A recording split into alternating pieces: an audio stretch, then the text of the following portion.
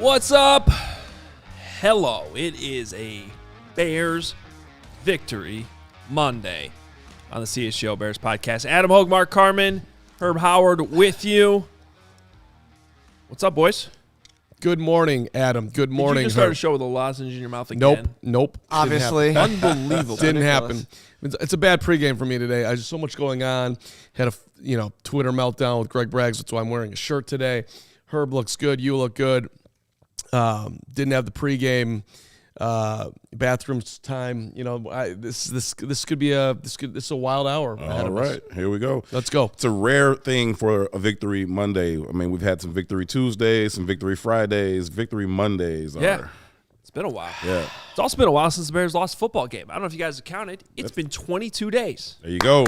There you go. And imagine if they hadn't blown that game against the Lions. It'd be like throwing another mini bye, and they won the Thursday before that. Yeah. It would have been Imagine if long time. Imagine if they hadn't blown the game against the Broncos. We'd be talking who we going to match up with in the playoffs. Who do we want? We're still doing that today. I got every schedule of every team ahead of the Bears in the playoffs, and we're going to break it all down. I'm going to tell you why the Bears are going to the Super Bowl. Because if you really think about it, guys, if they get in, why would they lose? I agree. Herb? You get in, Cowboys, they're 2 seed. Cowboys always lose in the playoff. Always. W. That's not Obviously a win. Yeah. I just don't know. I know we're joking, but I don't know if they can go to Philly. That's the only thing, right? The defense is legit, and defense travels. If you can play defense and run the ball, that can go on the road and get you a dub. You don't have to go to Philly. Philly's going to fall out of the playoffs. Did you see that game last night? No, I'm just. They look terrible. It is funny though. You look at the Eagles. It's like all hell's breaking loose. Our friends at PHLY. I mean, they're getting up 75 in the last 2 weeks. Yeah, great job, Sean Desai. Ooh, look at Braggs dropping the Wire reference in the comments. I had Carr impressed. You come from the Bears Twitter king. You best not miss. All right. I didn't miss. First of all, guy's a fraud. I have no idea what you guys are talking about or what type of Twitter. You don't know beef. the Wire? Come on, man. No, that's not what I was talking. No, I know the Wire. I don't know what stupid argument they had on Twitter that caused Carm to be late for the show and not prepare properly. But I'm blaming Braggs, not Carm. Eat a lozenge. That dude. Wearing a Depends. That dude was on Twitter all night last night. Don't think he slept. Also, Sean Desai is a really good coach. That was just a joke. And I don't know what's going on with that defense the last couple of weeks, but it isn't very good, and they got to fix it.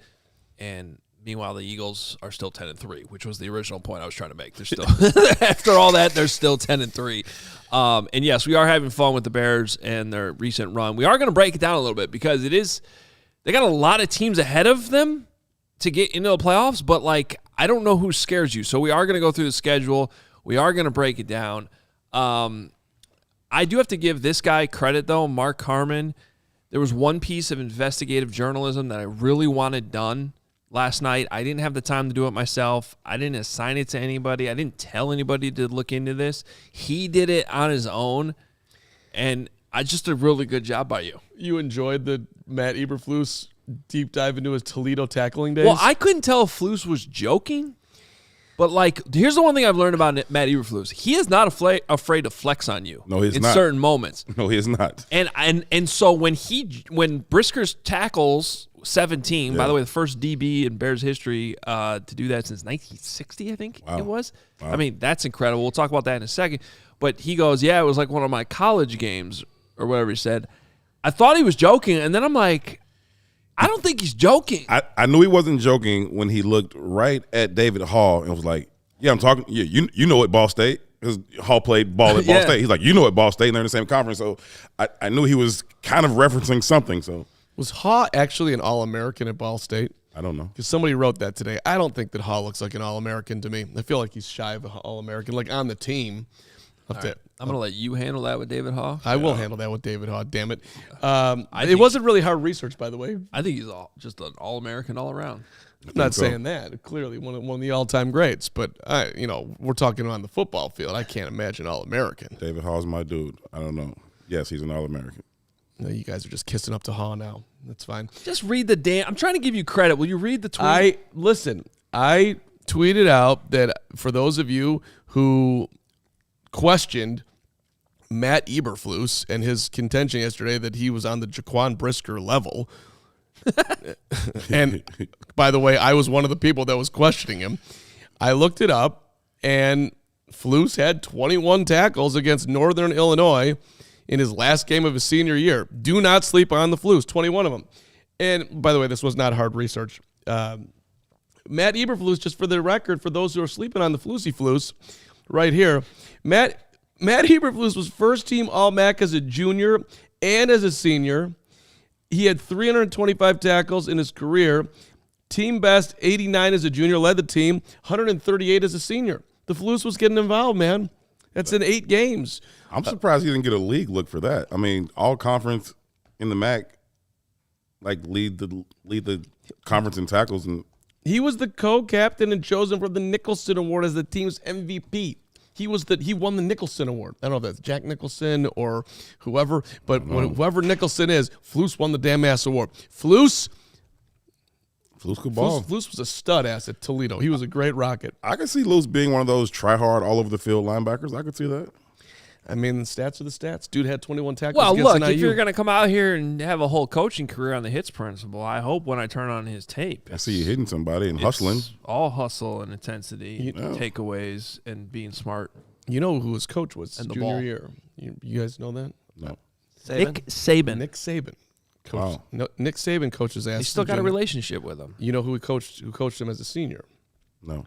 That'd be Gary Pinkel. Well, I know he went to join Pinkel at Mizzou thereafter. Yeah. So Pinkel thought enough of him to bring him on staff, started the whole Flus career, and here he is, about to get a contract extension.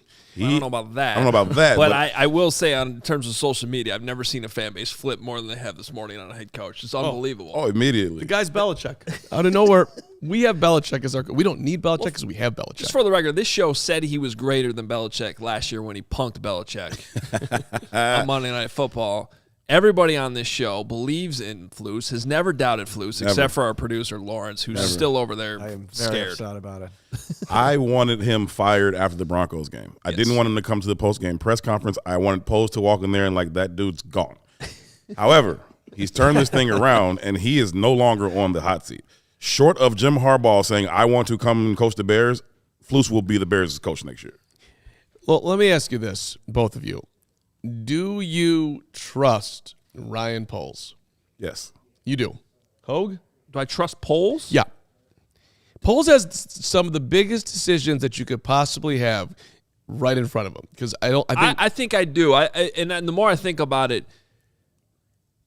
it hasn't gotten to the point yet, but I think we're going to end up talking about that DJ Moore trade as one of the greatest transactions in Chicago sports history when it's all said and done.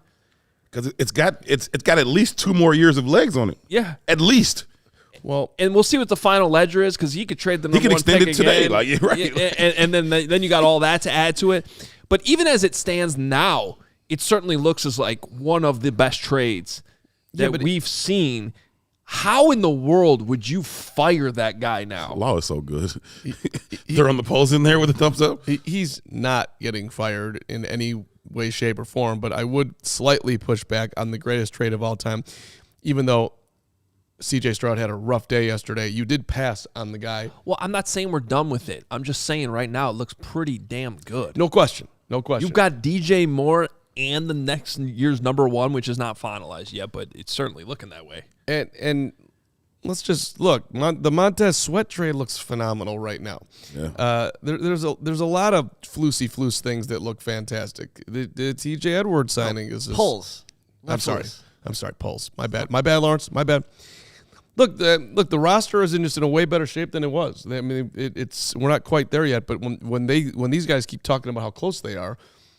Let me just mention 2 of the guys. Let me just talk for a second about 2 of the guys you just mentioned. Yeah. Right. Montez Sweat trade.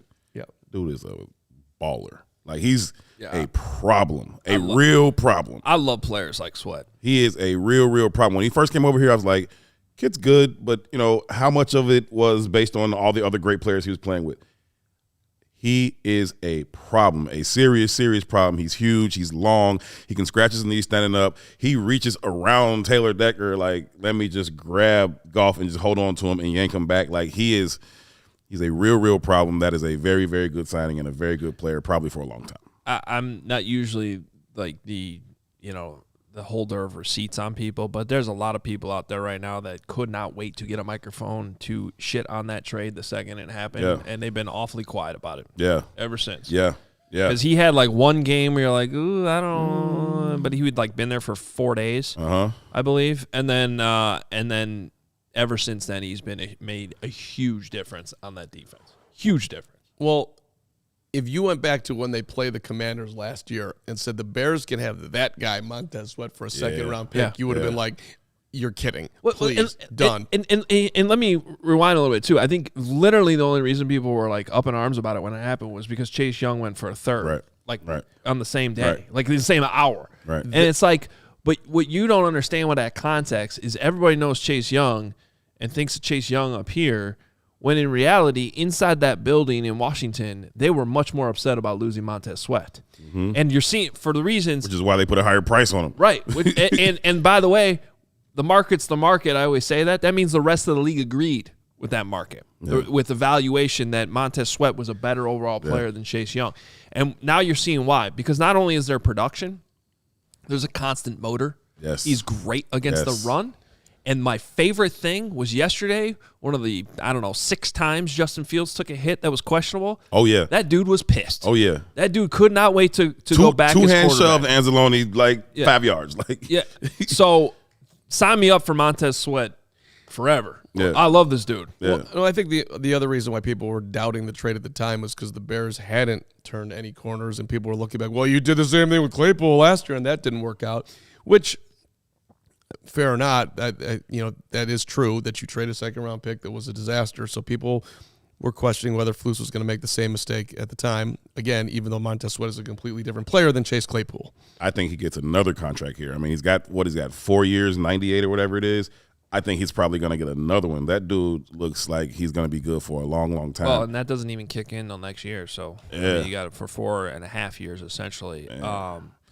It's looking really good. It's looking really good. Sorry, go ahead. TJ Edwards, the other guy you mentioned. Yeah. That dude is with the shit. Like, in the culture, we say with the shit. It means, like, I'm on whatever you on. Like, you know what I mean? He is on whatever you on. You want to run the ball down, hit at him? He's with that. You want to run to the edge? He's with that. You want to run a screen? He'll diagnose it, get under the offensive lineman. He's with that, too. You want to throw it in his zone? He's with that, too. Like, he is with whatever you on. TJ Edwards, really good signing. And an incredible value on that signing, too. Yes. Because his contract compared to Tremaine Edmonds' contract, I mean, that's – and then you get Sanborn, who's, the guy who got kind of kicked out by those linebacker signings, and then he comes in every time you've needed him this year, whether it's to fill in for Tremaine Edmonds or make that big TFL yesterday in the game late when you needed it, dude makes the play. Yeah. So there's a lot to like. I want to give you guys some defensive ranks for the Bears right now. There's actually some fascinating numbers. And I want to put it in the context of the whole season. You've seen this a lot maybe on social media the last few days or weeks, and it's totally valid to kind of pick it up at week 5 and go from there. Because I think that probably tells the more accurate overall picture of what this defense has been. But even when you put it in the context of the entire season, including the first 4 weeks, which were not great, and certainly pre-Montez Sweat, it's still really interesting to look at some of these numbers. So, whole season now, number 2 rushing defense in the league. Number 2 overall. So, great job. That's awesome. Passing defense, 23rd. So, big contrast there between the two. But then within them defending the pass, this I found fascinating. Their interception rate, basically the amount of times you pick off a pass, compared to how many you're facing, they're 5th in interception rate. Like, they have skyrocketed, all of a sudden taking the ball away. Their DBs are making these interceptions. Here's how bad their sack rate was, because they have been pressuring more. They have been getting home more. Yeah. enough that I think that's helped increase the interception rate as the season's gone along. No doubt. They're still dead last. Dead last. They're still 32nd in the league in sack rate. That's coaching. They started the season backwards.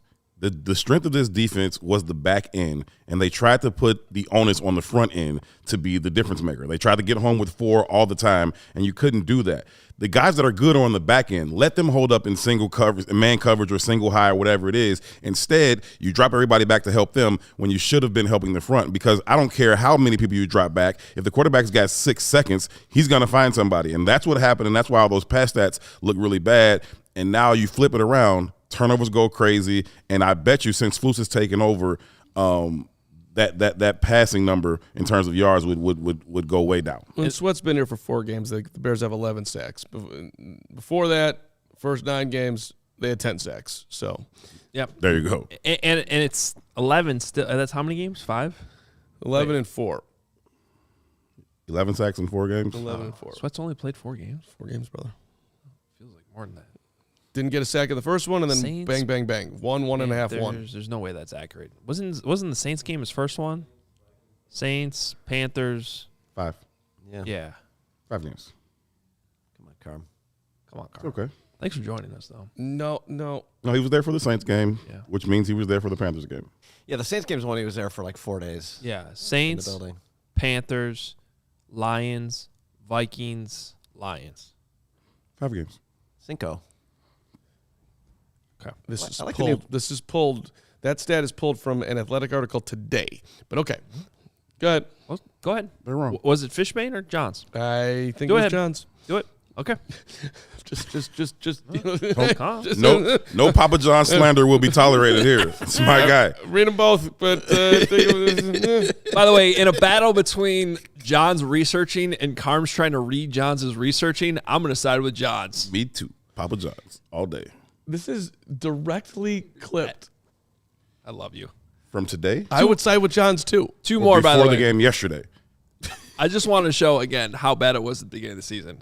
3rd down percentage, the Bears are still 29th. Again, this is defense. And red zone, they're 32nd. That's how bad it was before at the beginning of the season defensively. It's unbelievable, the turnaround. Which is why they traded a high 2nd-round pick for him, because they absolutely had to have him, and Poles knew it, and he was willing to take the risk because That's why I trust him. Yep. He does what needs doing, whether you like it or not. Like, it needed doing, and he did it, and it's made an immediate impact. That 3rd down defense, they were up at like 56%.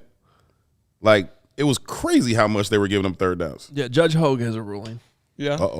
I'm siding with Johnson before the ruling comes down. I want my phone Well, back. you are correct in that Johns cited the defense has 11 sacks in the last 4 games after totaling only 10 through the first 9. That is accurate. That has and at no nothing point to in do here, with at Montez no Sweat. point in here does he claim that's the amount of games he's been on the team.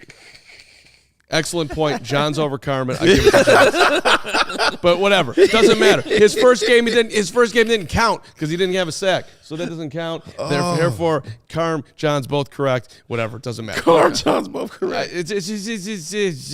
Whatever. They've got 11 in the last 4. They had 10 in the first start. Things are changing. Sweat. No doubt about that. Make you sweat too. Sweat and Flus, man. I don't want to, like, it's fine to give Sweat the bulk of the credit if you want to, but Flus too, man. He took over that defense, and he's changed the way they call it. He's brought more pressures, and so, like, yeah, Montez Sweat gets you some of those sacks, but also bringing that additional player gets you more sacks, and I think that he's done that with timely blitzes from those linebackers. Shout out to Flus, man. We can't, like, if we're gonna, I'm telling you, I wanted the man gone week 4. Okay. But I can also admit that he's turned things around with that defense. In week 4, he given up an unbelievable blown. So that on the head coaching ledger, they blew a ridiculous lead to a winless Broncos team. Yes. It's turned out to be pretty good since. Yeah, for real. But in the moment, like, that was ridiculous just as a head coach overseeing that. And, oh, by the way, his defense was horrible. Horrible. Like, so week 4, it was all there for you. And I never thought we were going to get there. Like, you told me before the season, hey, 4 games in, everybody in the city is going to be calling for Matt Eberflus to be fired. And we weren't even talking about that preseason. That was not a preseason talking point. Right.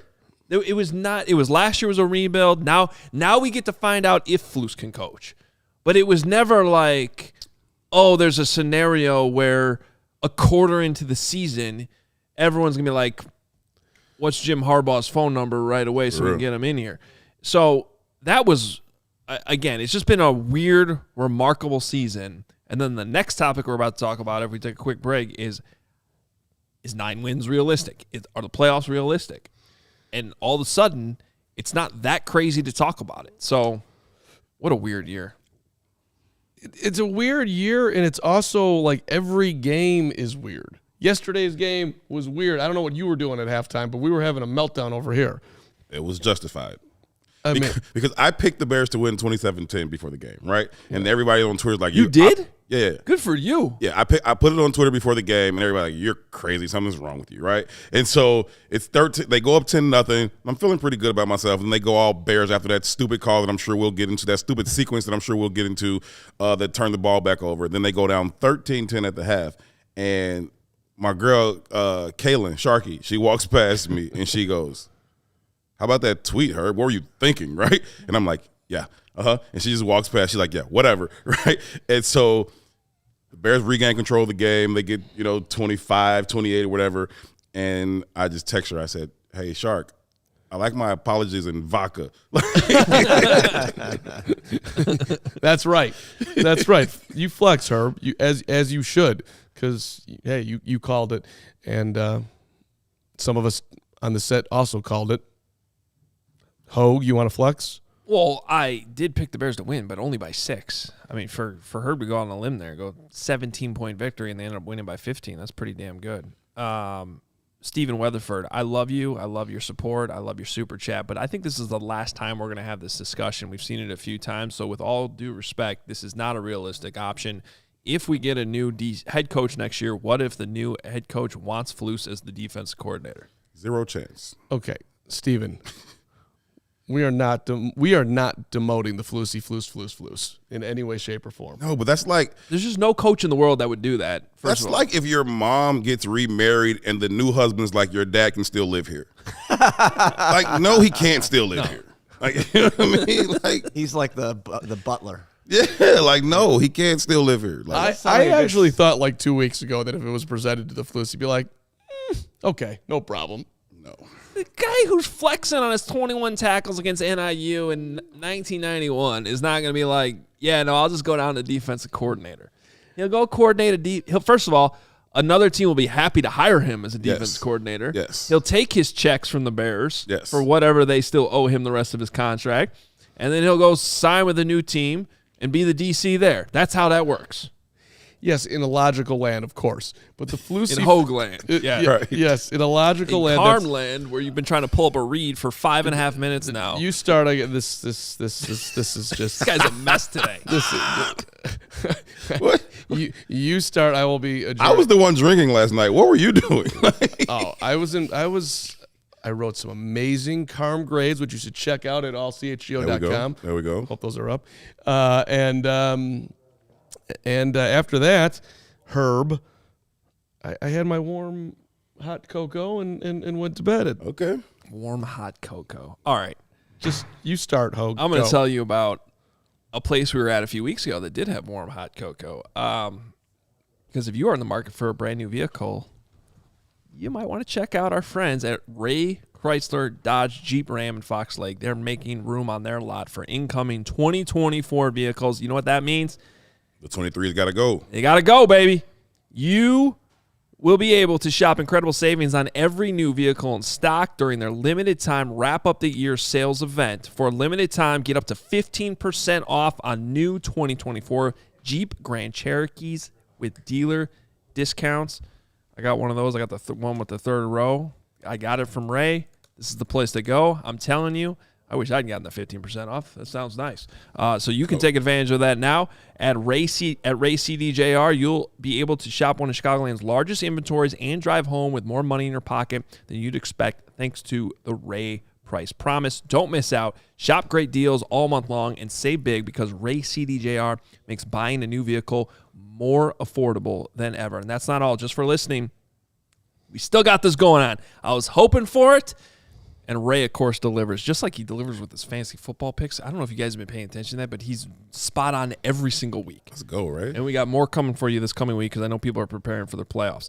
But just for listening to this show, you can get a free oil change when you mention CHGO at the service center or mention CHGO when you book online at raycdjr/service. Again, just mention CHGO when you book. You'll get a free oil change. Hurry in. You must book before the end of the month, December 31st, 2023. If you're in the market for a new vehicle, then you have to check out the team at Ray Chrysler Dodge Jeep Ram because they are the only team we recommend. Visit them today on Route 12 in Fox Lake. Tell them CHGO sent you. They'll take care of you, I promise.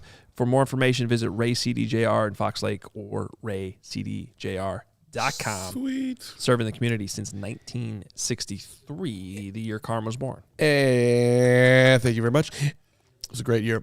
I'd like to shout out our friends at Circa Sports Illinois, and I want to tell you, if you want to bet against the Packers tonight, you should be doing it at Circa. Green Bay, by the way, a 6-point favorite.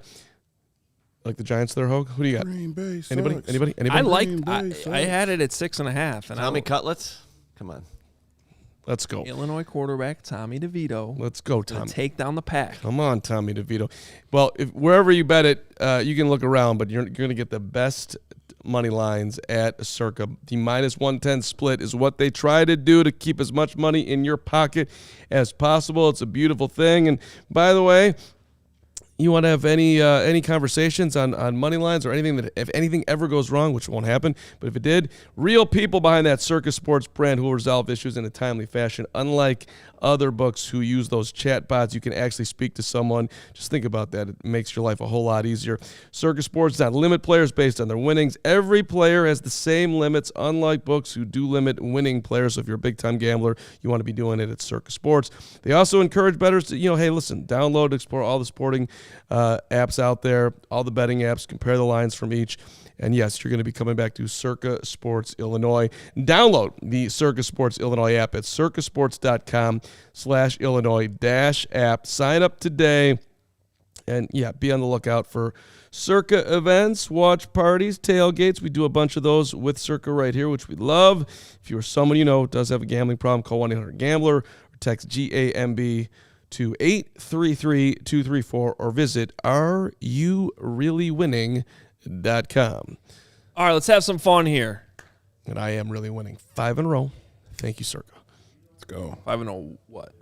5 in a row, my bets, baby. Oh, your bets? Oh, yeah, your prop bets. Yeah, you have been killing those. I won big yesterday. What'd you play? I'll tell you guys after, but it was on the Bears. I had a parlay for the Bears game, like 7 or 8 picks in the Bears game. Nick knows. I always sit next to Nick at all the games. So he knew. He was like, what's going on? Because at the end of the game, I'm like, come on, these types of things. He's like, what do you got? I was like, I need this and I need that. And he's like, oh, sweet. So now we're both up there. Nick knows I won big yesterday. Wow. Yeah. It's a good day for you, Herb. What color pants was Nick wearing yesterday? I don't know. Usually I do a fit check on Nick because I like his style, but I don't know what he had on yesterday. I don't even know what shoes he had on, which is usually what I check for.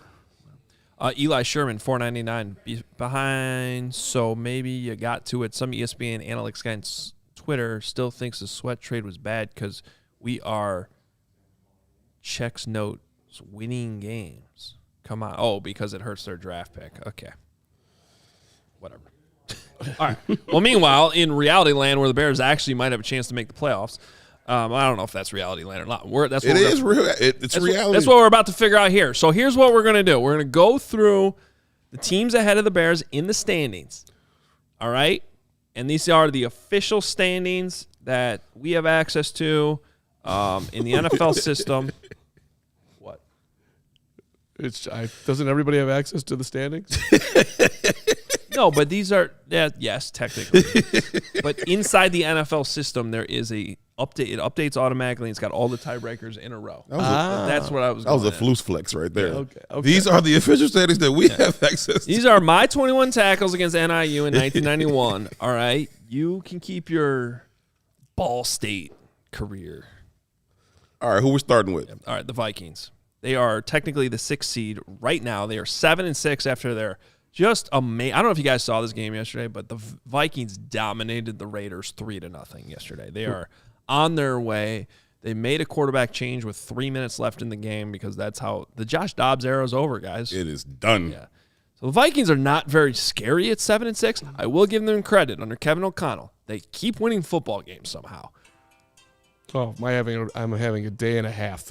Keep going. You get one more strike, and then we're replacing you This with guy- sales guy How is Jim this is guy coming call- on the rest of the show. How is this guy calling me? At any rate, keep going. All right. Yeah, it's the guy's fault for calling you, as opposed How dare to that guy call? you not It's muting messed your up. phone.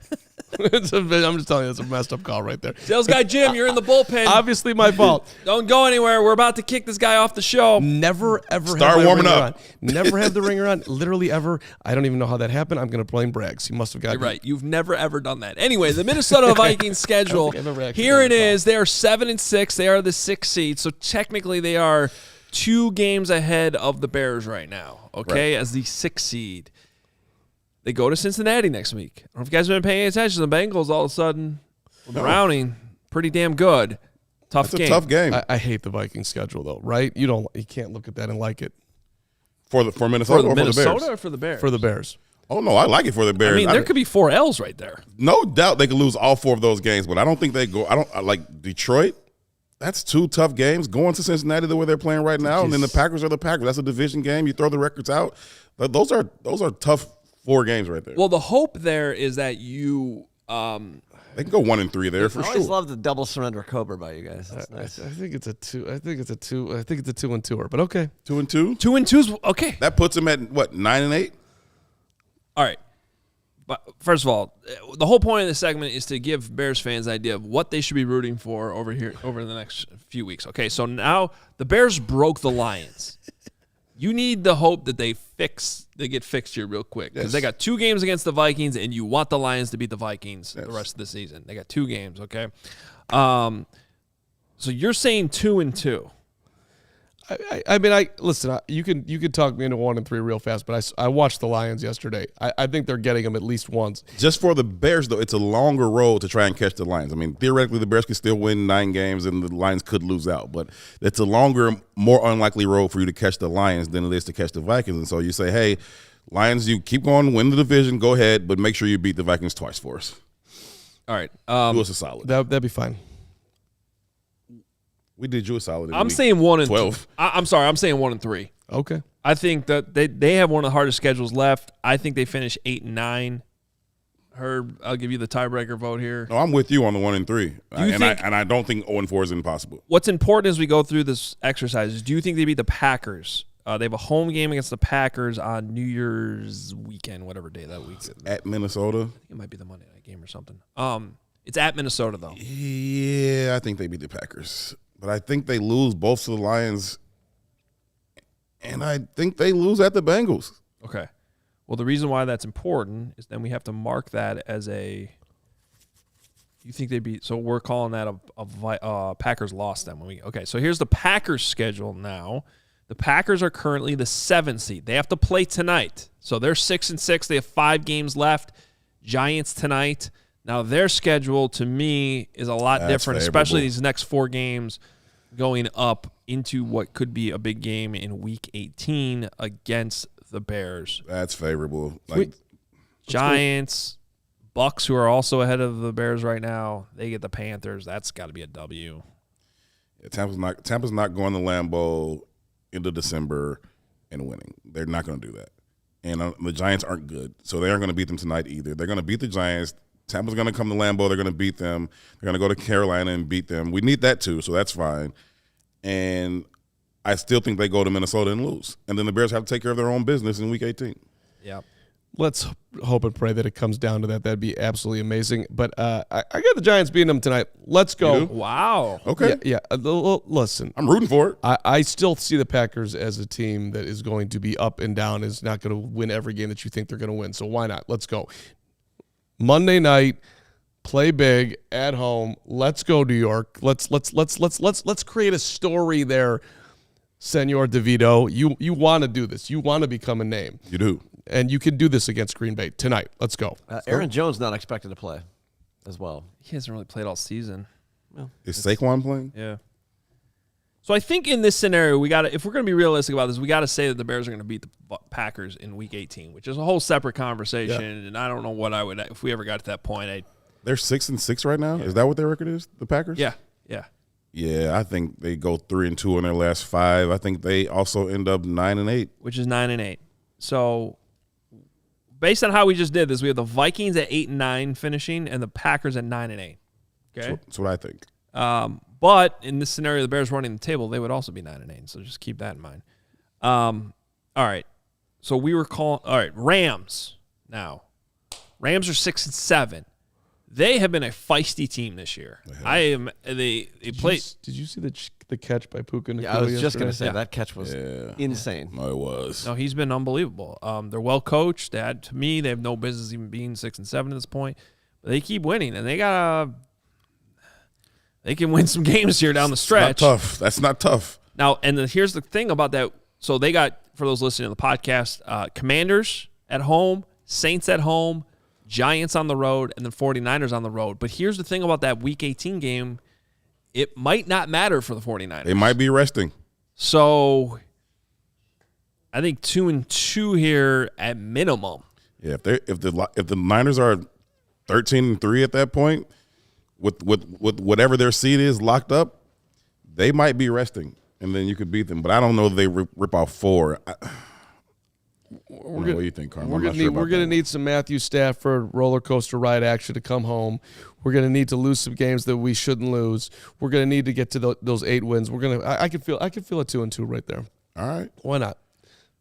But you're right that schedule is terrifying. It's not great. That schedule is horrible. Like the Saints, cool, but they have them at the crib. Right. The bad team that they play is on the road. Your harder games are at home. They're not that hard. Your road games might be just cake. Which we're a little too New York Giant reliant right now. I'll still take the Niners, but are we relying on the Giants, or are we relying on the Saints, or who was the Commanders? I don't know. Commanders at home. I'll go 2-2 because I want to go 2-2. So I'll take the Niners and I'll take the Saints. Yeah, I think one of the themes though you're going to find here is that a lot of these teams that are ahead of the Bears end up playing each other. So we already saw that in a couple of cases. Mm-hmm. One of those being the Rams versus Saints. Packers play the Bucks. Obviously, the Vikings play the Packers. So there are some guaranteed losses one way or the other. You just got to kind of hope that a couple of these teams don't win all of their games.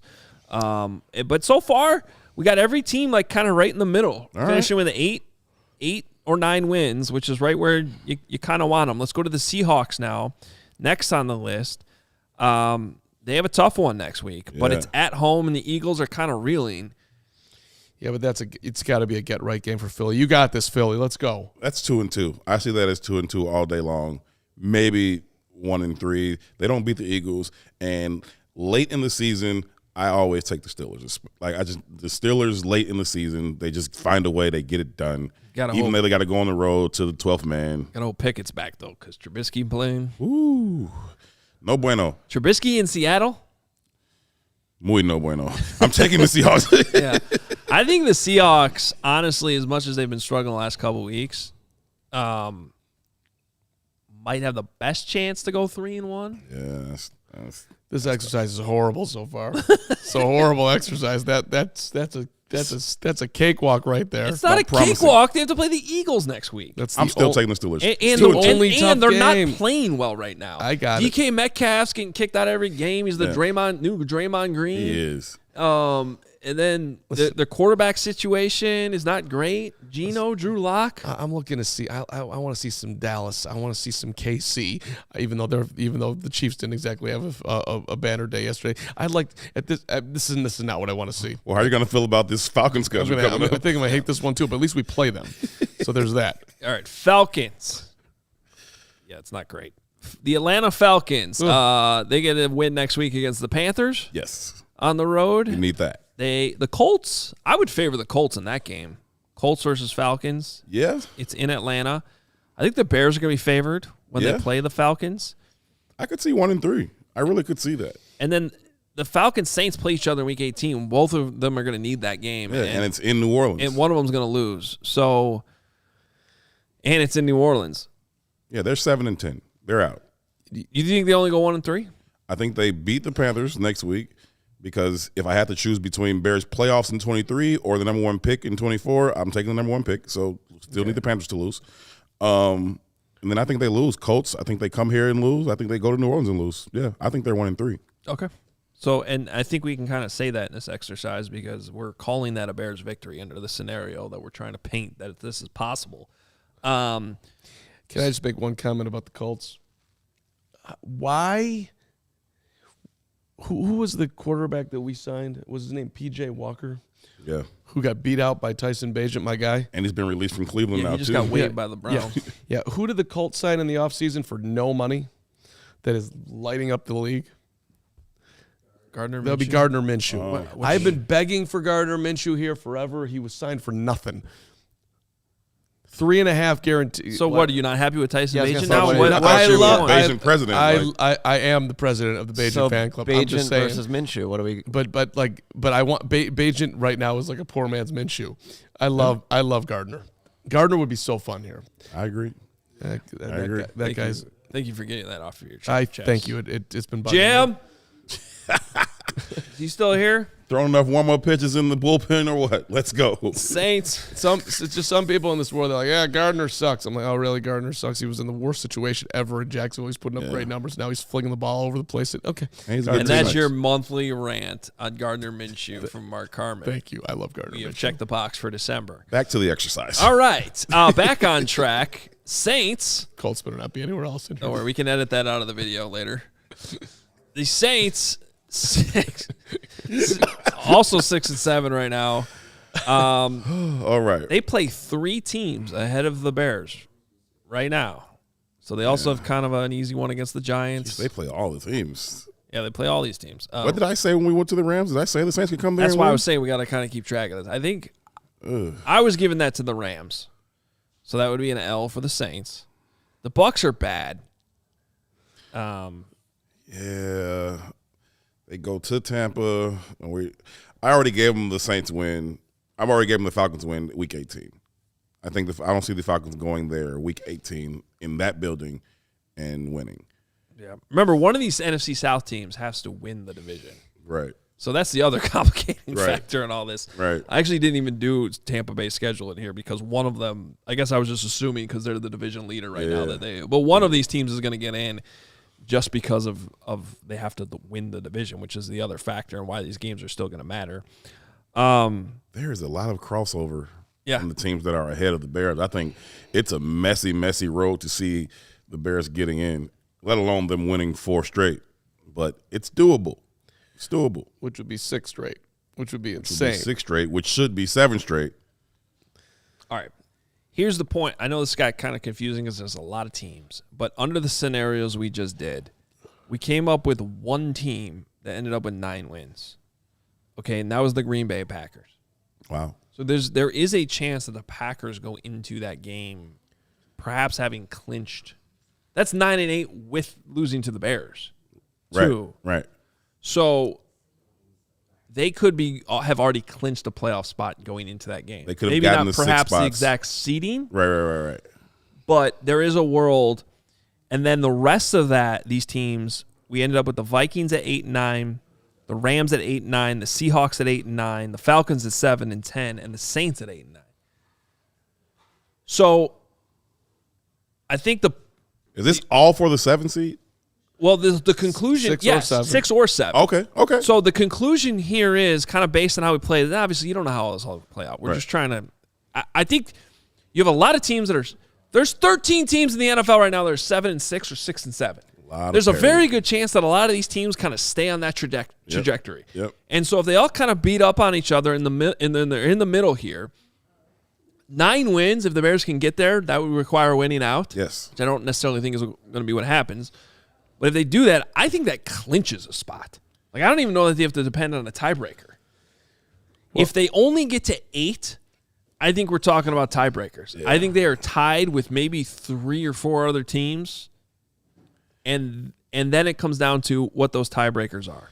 Kind of crazy. Well, according to the great Greg Braggs, who was doing hot yoga and played a ton of golf this year and likes to hang out in his pool and drink Mai Tais, he says that even if the Bears lose this week, they still have a 20% chance to make the playoffs. So, well, that's probably that scenario, which then they would have to they win need a out from that tiebreaker. point to get to 8. Now, how do the tiebreakers work? A lot of minutia here, but the first thing is, let's say they're tied with 3 other teams to get into the playoffs. They should want the Bucs to win that division or the Saints to win that division because they lost to those teams. To both of them. So it's head-to-head competition first, right? And conference record. And the fact that they would have gone 1 and they would have gone 2 and 2. Well, but they would have only gone 1 and 2 against the teams that matter. Right. So if they, Yeah, so, okay, Bears need Tampa to win the division. Yeah. And the Saints to fall off. Because then they would have been 1 and 1 against the Falcons and Right. Saints. Right. Like, so you don't want to be in a situation where you're 0 and 2. Yeah. Because the Falcons go on to win the division. Yeah. That's where but by beating the Falcons, they're probably not going to win the division. It's going to get very confusing. And it's a long shot, but they have a path to the playoffs. And I think coming into the season, I was right at 8 or 9 wins and just them being in the hunt. And I'm surprised that that's still on the table for them to get to 8 or 9 wins and be in the hunt, which I thought was their ceiling this season anyway. But it seemed so far away, a few weeks ago. And so for them to get this thing right and maybe get back in that 8-9 win conversation and be in the hunt for the playoffs, it's a win for them. Well, look, there's a zillion ways you can look at this. Number one, logically, they should have 7 wins. Yes. They should have beaten the Broncos. That's not a reach. They should have beaten the Lions. That's for real. That's not a reach. So it sucks that the reality is that it's going to take a zillion things to go right for them to get in, plus obviously winning out as well, which we all know is not overly likely. However, the fact that they have climbed to this point, even if it is 5 and 8, it's a win. The fact that we're able to take up a segment on Monday, December the 11th, or whatever it is. The Bears are playing meaningful football deep into December. I mean, it's a little bit of a stretch, but we can certainly make the argument that this is meaningful football because they are still alive, because we got Cole Kmet, who's on the show tomorrow. Don't miss it at noon. Up there on Monday saying the goal is to win out, and you got all these guys in the locker room talking about winning out. Jalen Johnson winning out, making the playoffs, which is a credit to the head coach and to the guys in that locker room, that for everything that's gone wrong this year, from losing Fields for 4 weeks to 2 assistant coaches doing whatever the hell they were doing that they had to lose their jobs. I mean, things have gone sideways, and yet and the fact that you're coming off a year where you were tanking and rebuilding and the whole thing, it's you can tip your cap to them. Let me ask you this, because belief is a strong thing, and I'm starting to think that inside that locker room, they legitimately believe they can do that. DJ Moore was on the score this morning and said the same thing. Our plan is to win out, and I think that they have thought, and I think it's a credit to Flus too. No doubt. Like, he keeps saying that phrase that. What does he say? If you do good, do right, stay right, you are right. Do right, things will be right. I think that's what he says. Right. And they stuck to that, and now it's starting to come that way. Now, the question I have for you guys then is, if they believe that and they're on a run compared to all these other teams we just talked about, okay, do you trust the Bears could be one of those 2 teams that – like rank them right now. Let's do power rankings. Because if I were to do power rankings of all those teams, we'll include the Bucs. Right now? Yeah, we'll include Bears the Bucs. Bears are playing the best ball. I would say the Packers, and then you're probably putting the Bears just slightly over the Rams because the Rams lost yesterday and the Bears won. They both played good teams in the Ravens and Lions. I'd probably go Packers, Bears, Rams, and then it's just a bunch of crap. You're saying is who the best teams are that are right. That are who do you trust to actually go on a run here to do this? The Bucs are not very good. No. The Saints have not been very good since they beat the Bears. No. The Falcons not very good. They're not very good. They lost yesterday to the Bucs. And who am I forgetting? Oh, the Seahawks are going to. The Seahawks I'd probably put ahead of any of those NFC South. Okay, so Hoge, and this is where I'm going to get in trouble, but if you had to bet your life right now, or bet a significant amount of money, or bet that sweet sweatshirt that you're wearing that you don't want to lose, that is sweet. How many wins the Bears will end up with this year? I'm asking the same question, Herb. How many wins will they end up with at the end of the year? Right now, you got to bet on it. What do you think it's going to be? 8. 8. Okay, Lawrence? Well, my preseason prediction was 7, obviously. So I'm gonna As stay was there. mine. 7. So 7 is a split. So you think as good as the Bears are playing with the Falcons and the Cardinals coming to Soldier Field, so that basically means you got them losing to the Browns and the Packers. Right. Uh-huh. Right. And I think that's Right. I They're think that's 3.5 fair. point underdog this week going on the road. Yeah. And they're playing great ball, and they're still 3.5 point underdog. If they go to Cleveland and win, I want all of the new quarterback talk to cease, right? Like, because that defense is legit, and Justin's got demons to exercise in Cleveland because they literally almost killed him the last time he was there. If he goes there and rips that defense, I want it to stop. So this is where I want to have the quarterback conversation. Just quickly sneak in the super chat because it's on that. Joe Calcagno, $4.99. So the next question, if they do make the playoffs, is everybody back, including the quarterback? I think it does. Yes. So let me ask this question, because obviously we don't know the answer to this. No one knows the answer to this. The only guy that might know the answer to this is Ryan Poles. He's not going to tell you. So my question is, whatever he decides, Ryan Poles, as far as the head coach, as far as the quarterback, and I will throw the OC in there too. Do you trust him that whatever he does, you're good with? If it's Fields, great. He's going to build around him. I love what he's doing. If he decides that Caleb Williams or Drake May or whoever is just too good to pass up, that he's going to go that way, that no matter what he decides, you trust him to the point that you'll sit here on the show and be like, if that's what he wants to do, I don't love it, but I'm going to respect my guy. I don't trust that. If he decides to go a new quarterback route, I'm going to be against it. I'll be on record against it. And I'll still hope that I'm wrong because I still like the Bears and I want them to do well. So if it's Drake May, Caleb, whoever it is, I want that kid to come here and succeed. But with the time he makes that move, I will be 100% against it. Okay. Yeah, I don't mean to dodge your question, but that's just not how I look at moves. I don't ever look at a move and I'm like, well, this GM's good or this GM's bad, so it's just going to suck.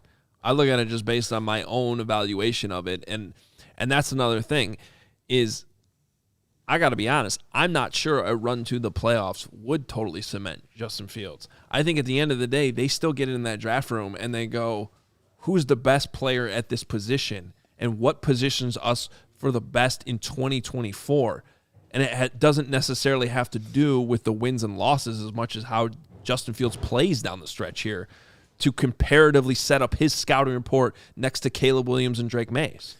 Right. Well, although winning is obviously part of that equation right now for Justin Fields, which he's shown the last 2 weeks, you can win with them. The reason why I'm teeing it up this way is that this is a really hard decision. You are going to have the number one draft pick with quarterbacks at the top, one of which who was considered going into the season as a consensus generational talent sitting there. Right. For you to pass on him for right now, Justin Fields, it's not fair.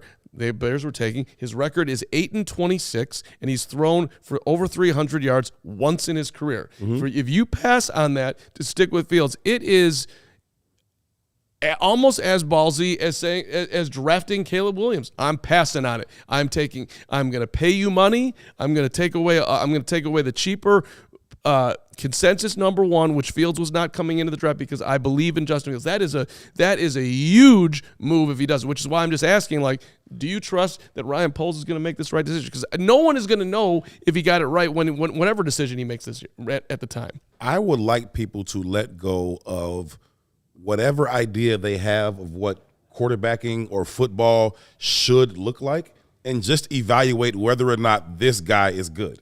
Like, he doesn't throw for 350. I don't care if he doesn't throw for 350. If all he does is what he did yesterday, $195 or whatever it was, one passing, one rushing. Yeah.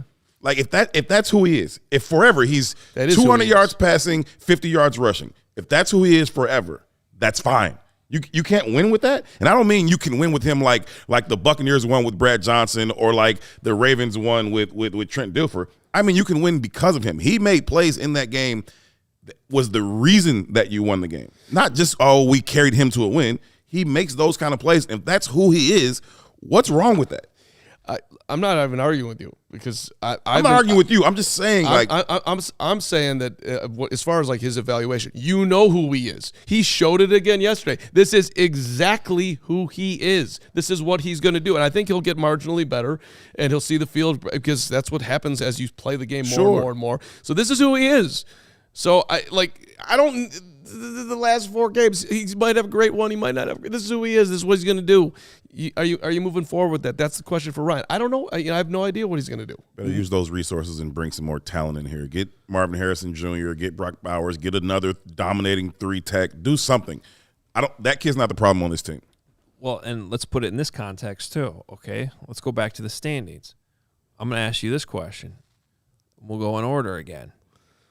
Do you trust Justin Fields or Nick Mullins on the Vikings the rest of the way? Justin Fields. I'll take Justin Fields. Next one's a little bit harder and more controversial, but do you trust Justin Fields or Jordan Love the rest of the way? It's a really tough question. Good question. Jordan Love outplayed him the first time. They're both playing better recently. They are. They're both playing better recently, especially Jordan Love. Maybe you guys can punt on that. We'll ask you again tomorrow morning after we see what happens tonight in New York. Ask me week 19. But that's at least closer. How about the Rams? Matthew Stafford or Justin Fields? Stafford. You got to go Stafford's track record. Sure. But can he stay healthy? That's a fair question down the stretch here. There's always something with him, it seems like. Seattle Seahawks. Fields. For that. Yeah, that's as far true. as health. Yeah, so I think Stafford gets the nod. Maybe it's a tie with Love. Obviously, Nick Mullins. Get out of here. Geno Smith? Geno Smith, who's not healthy right now, / Drew Lock. I'm taking Justin, man. Justin's been better this year. I'm taking Justin. Geno hasn't been that good. No, he had a good Trust year me, they're last both year. on my fantasy team, and one is way better than the other. Geno had an incredible year last year, earned himself a contract, but yes, I'm taking Fields. Okay. Desmond Ridder on the Falcons or Justin Fields? Justin. I'm taking Justin. The Falcons would make that trade in a heartbeat. They would take Justin Fields tonight for the rest of the season to get into the playoffs, which is my point of this exercise. And then Derek Carr or Justin Fields? Justin Fields. Justin Fields. No.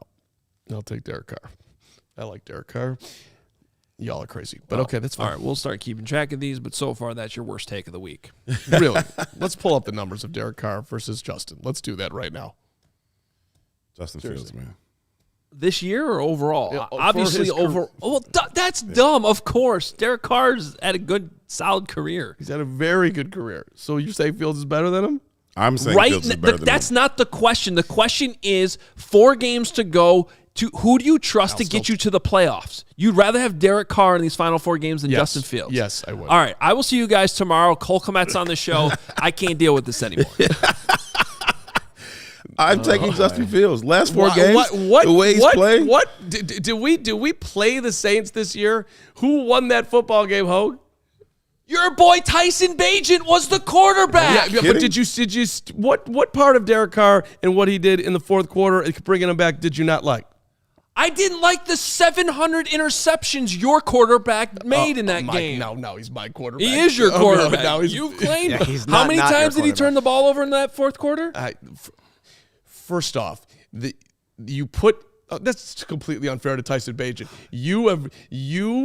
It is truly unbelievable that somebody would how many games had Bagent played at that point, and they asked him to win on the road in the fourth quarter in a dome. And if Justin was there, the Bears would have already had the lead. Oh my, okay. I'm not even making that argument because that could have gone on. I'm not saying the Bears would have won that game with Justin Fields. What everyone needs to realize, though, this league is different in September than it is in December. And the only thing that matters is how you're playing in December. The greatest head coaches of all time would all say that to you. No doubt. Right now, the Bears are a different team than they were when Tyson Bagent was playing quarterback at the Superdome. And they have this version of Justin Fields now who's been better the last couple of weeks. Did the Bears score a touchdown last week? No. So what exactly? What? But they took the ball away 4 times and won. Yeah. We're talking about Fields versus Carr. They didn't even score a touchdown against the Minnesota Vikings. And he was outstanding the week before that against the Lions, and then he was better yesterday. Was not perfect. And he took him on a game-winning drive. Okay. Right? I mean, listen. Did he go on a game-winning 2-minute drive or no? he threw a beautiful pass to a wide. Yes, he did. Honestly, this isn't even so much a Justin Fields conversation as much as you're overrating Derek Carr right now. And I love Derek Carr. I've been in Derek Carr's camp forever. But that has not been great in Saints land this year. And they lost again yesterday. Okay, listen, I'm not watching Derek Carr every week. I don't know how hot he is in the last week. But the fact of the matter is that Derek Carr's had a hell of a career. Sure, no problem. Yes, Fine. but that's not the point. I got it. I got it. December. I got it. If we're By the way, I don't know why I just said that. Saints did not lose yesterday. They killed the Panthers. But that game didn't count. So that didn't count. No, I'm sure it didn't count. Listen, it's fine. You want to sit here and say that Fields is better than Derek Carr right now because I'm saying that you want to peak and play your best ball in December. Derek Carr the Bears are doing that. Derek Carr had 119 yards yesterday. If Justin Fields had 119 yards yesterday, he'd be killing them right now. All right, listen, Derek Carr's a good quarterback. Nobody's saying he isn't. Okay, so listen, y'all, I get it. It's very popular to Carr is getting booed at home this year. Comment from Total Anarchy TV. They want them to put their running back quarterback in. They want Taysom Hill to play. Well, it's because Taysom Hill is so adorable. Guy makes no sense. That's another way to think about it. Would the Saints trade for Justin Fields right now? Yes. That's a totally different argument. That's not. That's the point. Who's going to get you in the playoffs in the next 4 weeks? No, okay. I don't think they would trade for him for the next 4 weeks right now. In the middle, they're not going to say, hey, kick Derek out of here. Let me get Justin Fields in so we can get in the playoffs. Now, if they were going to talk about a long-term play, they would take Justin. Yeah. He's terrible. We're not saying You really think that the Saints right now would be like, let me go get Justin Fields right now. Let me take Derek out of here. Absolutely. Actually, I do. I think even with the idea of it being in the middle of the season, that's how desperate they are right now. Already take him out of the game for a running quarterback. Okay. If they could go get Justin Fields. Yeah. Okay. Justin Fields and Taysom Hill on the field at the same time. That'd be sick. That'd be really fun. That'd be sick. Like, could you imagine Taysom Hill throwing the ball to Justin? Come on, man. Oh my god. Oh my god, that'd be amazing. It would be. You see how easy? Did you see how easy DJ Moore scored that touchdown yesterday because he was in the backfield with Justin Fields? Him and Taysom Hill would have a ball back there. Let's do it. That was another one of my brilliant ideas, by the way. Why don't we get a little more creative? Get Fields and Bajan on the field at the same time. I'm at least giving you a minute timeout. We're gonna Derek take a break. Carr. We're gonna reset this. Derek Carr. Hit that super chat real fast before we do it. Yeah, Antonio, $4.99 super chat. Carm, stop trolling us. This is why people think you hate Fields. Carr has been horrible this year. I got to pull up Carr's numbers. Don't look up the numbers. Watch his entire season right now in the next 5 minutes. You're right. You're talking. Let's look at the numbers. This numbers thing. Didn't I just tell you to stop falling in love with that idea? No. In a 28-6 win yesterday, he had 119 yards. Who's throwing for more yards this year, Carr or Fields? I'm sure it's Derek Carr. They're two different players. Okay. Who's won more games this year, Carr or Fields? The Saints. I would actually. What are you I'm going to look that up right now. Like, I just want to know. I bet you it's close. I'm just pretty sure asking. Carr is throwing for more yards, but it might be closer than you Derek think. Carr is the 16th ranked quarterback in the NFL right now. Justin Fields is the 28th ranked quarterback in the NFL right now. But I'm sure that In what metric? We're talking about yards. Just total yards. You want to do QBR? What Well, I want to do something that accounts for the fact that Justin Fields missed 4 games. He missed a quarter of the season. We're doing this on the fly. What would you like to pick? Okay, so you want to do average per game? Yes. So, yes, let's do please, average because Derek Carr has 2,800 yards this year passing in 13 games. Justin Fields has 18-something in 9 games. Do the math. I didn't even hear what you said. I'm so angry right now. Eduardo Levia, $1.99. Carm. Bajan equals excuses. Fields equals gotta be spotless. There you go. No. Okay, Carr is averaging 221 per game. Yeah, well, okay. That's fine. And I just told you Justin could be 250 rushing 201. That's probably much exactly what I would have thought. So Derek Carr is averaging 19 more yards per game in the air. How many yards does Justin Fields count for on the ground? Look that one up too. Let's go. Come on, It's man. not even close because I guarantee you Derek Carr is no more than 100 all year. Justin had 100 against Minnesota. Okay. Like, knock it off, man. No. It's a no-brainer. Justin is 1,000 times better quarterback than Derek Carr. It's not even close. See, now you're trolling again. It's not even so close. Like, why would you even say that? You know what? It's actually not even close. No, It's right really now not, it's not. right? It's actually not. It's You're really right. not. No. You're right. You're Dennis Allen, Mickey Loomis, anyone else down there? Absolutely right. No, listen. They would all take Justin Fields right now. I'm surprised that they're not calling up and just trying to mortgage all the entire draft class to get him. All right. Well, Braggs just made the call. You're out. Sales guy Jim's in. Let's go. Yeah. All right. I'm going to do this read. This read requires 2 people. I'm just going to do it with myself because Carm needs a timeout. Or yes, you be quiet. Derek Carr sucks. it's getting easier for businesses terrible. to switch to electric vehicles. Let's pull up. Just like Carm needs to switch to electric takes. That's something we can all get behind for the health of the planet and for the well-being of all of us who share it. And I'm going to do Carm voice. Yeah, the electric grid is evolving to meet cleaner energy needs as we all move with confidence towards an electric tomorrow. Whether you have one delivery van or Tyson Bajan or a whole fleet of shipping trucks, ComEd can help guide you to make the changes that make sense. So what should business owners do? Go to ComEd.com/clean to learn more about the resources, fleet rebates, and Derek Carr's 2023 season. Infrastructure incentives are available to help businesses go electric. If you own a business, don't wait, Tyson Bajan forever. Start making your plan today to switch to electric vehicles. Good for businesses, good for the planet, good for all of us. Dun-dun-dun, dun-dun-dun.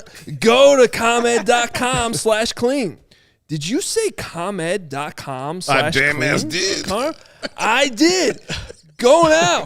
See how going electric connects us to a better way of doing business, a better future for generations to come, and a better quarterback named Tyson Bajan.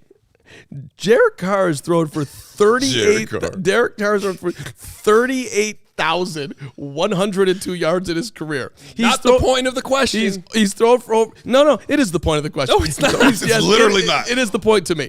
Herb, who's had the better career, Derek Carr or Justin Fields? Right. That is not the point. Derek Carr has had the better career. Not the point. Who would you want to have in these final 4 games to make the playoffs? Justin Fields. Down the stretch of this playoff chase, I will take the guy who actually has some proven success over the dude that does not, who's 8-26. And how many times has Derek Carr been in the playoffs?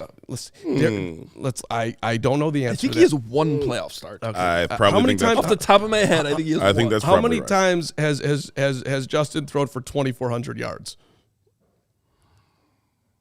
2,400, Herb. You're debating a guy who's been in the league for 2.5 years. Pointing out. There's a guy who got drafted a decade ago. Okay. He played 10 games in his rookie year with the regime that got fired. He played last year with me and you as his wide receivers. Like, what? Okay. You know what I'm I'm doing? No. Who is Jordan Love throwing to? Who is CJ Stroud throwing to? Okay, I'm just saying. You know what I need to get to the rest of this show? How many times is Derek? My friend, It is. that's right, at Goose Island. Yes. CHGO is supported by Goose Island Beer Company. They actually called us today and they said the only thing we don't sponsor is Mark Carman's quarterback takes. Chicago's beer since 1988. Good stuff. Herb's got it right now. It's good stuff. I need. The only thing that gets me through sitting I'm gonna next get to Herb him. a second one to I get need through this Goose show. For real. whiskey on ice. My blood is actually boiling right now. Oktoberfest Beer Hug Family 312 full pocket pills. Sure. You can grab ultra fresh brewery exclusive beers at Goose Island's original brew house on Clyburn Avenue in Lincoln Park or from their tap room on Fulton Street in Westtown. Goose Island Beer Company, Chicago's beer. Let's go. Let's go, Goose. Let's go. I need a breather. Okay. Are you done fucking with us? You know what we got to do, Herb? I'm just here. I'm just here. Wherever you want to go. My goodness. Well, I know Herb's got a bunch of plays he wants to talk about thank from you. yesterday. I know we got a ton of super chats Number to get 2. to. Yes. Bring you it. see, you're making us money. It's a good job. Keep going. That's why we love you. I love you guys. Thanks for being you, man. It's been a great time. I wish we had a side cam of just like Braggs watching their show. I don't. That'd be That fun. would be great. I don't either. Him just over there throwing a fit at everything. Two Carm wrongs said. don't make a right, as far as I'm concerned. Chris Pagaro, $9.99. Justin is ranked ahead in QB power rankings on CBS. Okay. There you go. John Davis at $5. Carm, you sound nuts. I can't lie. Justin missed 4 games. Asking why they lost did he to the miss? Saints. Like Bajan didn't have 4 turnovers in that game. Tweaking. You did twist yourself into a pretzel on that one. Look, That was the worst game you could have referenced. Let me just try to think. You don't have to. That seems difficult. No. You don't. You don't have to. You don't have to start now. What? How many? How did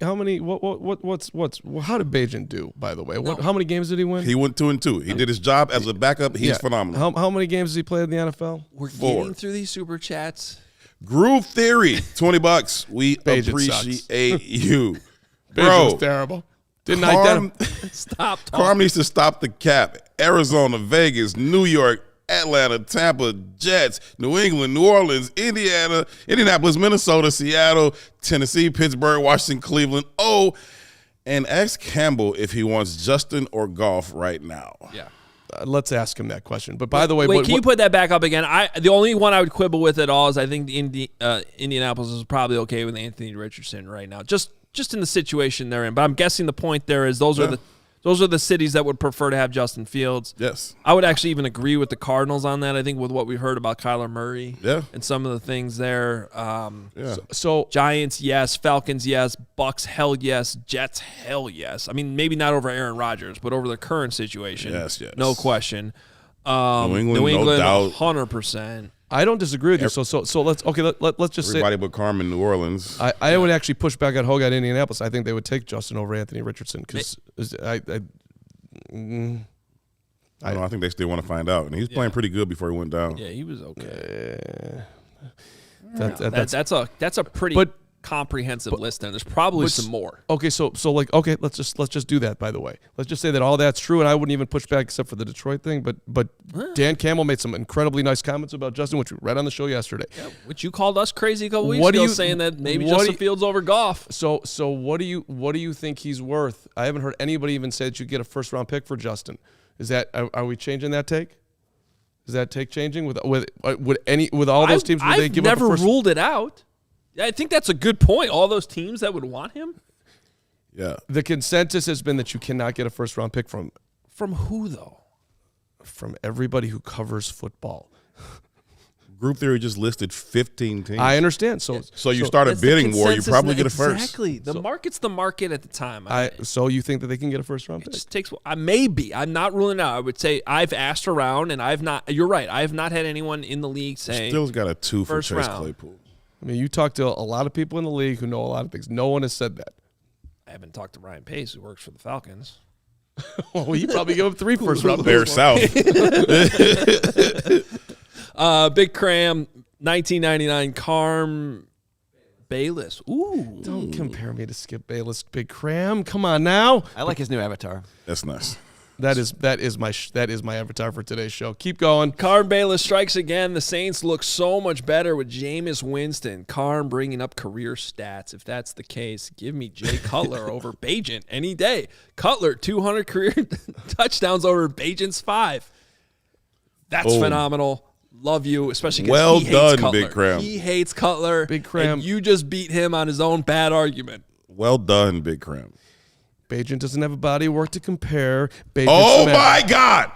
He doesn't. That's what we're saying to you. He's been here for 3 years. Shut your face. I don't have anything to throw. Right. I have something to throw, and I just had to stop it because I literally almost threw this football clear across the studio.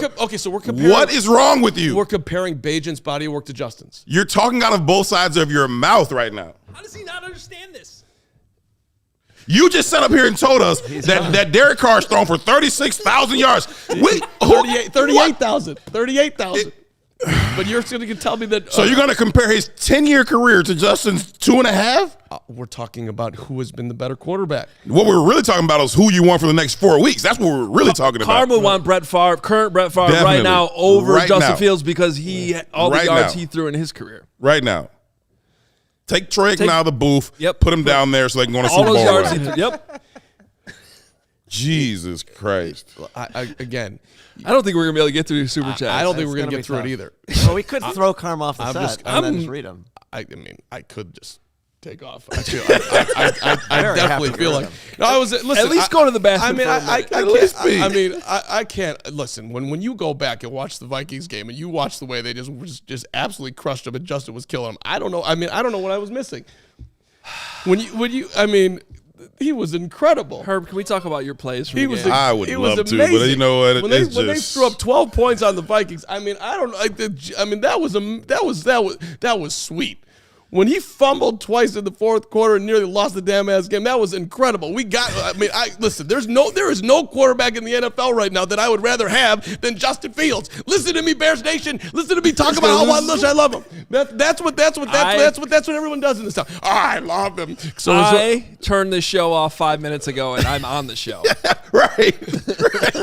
Just tell everybody how much you love Fields so they'll love you. Go ahead. No, it's all right. Oh, my God. All right, Herb, as he does every week, has either the 5 plays that lost the Bears the game or won the Bears the game. Fortunately, we get to talk about won the game, and this is how good the Bears are getting. He actually has 8 this week. This being a signature win for this season and this regime.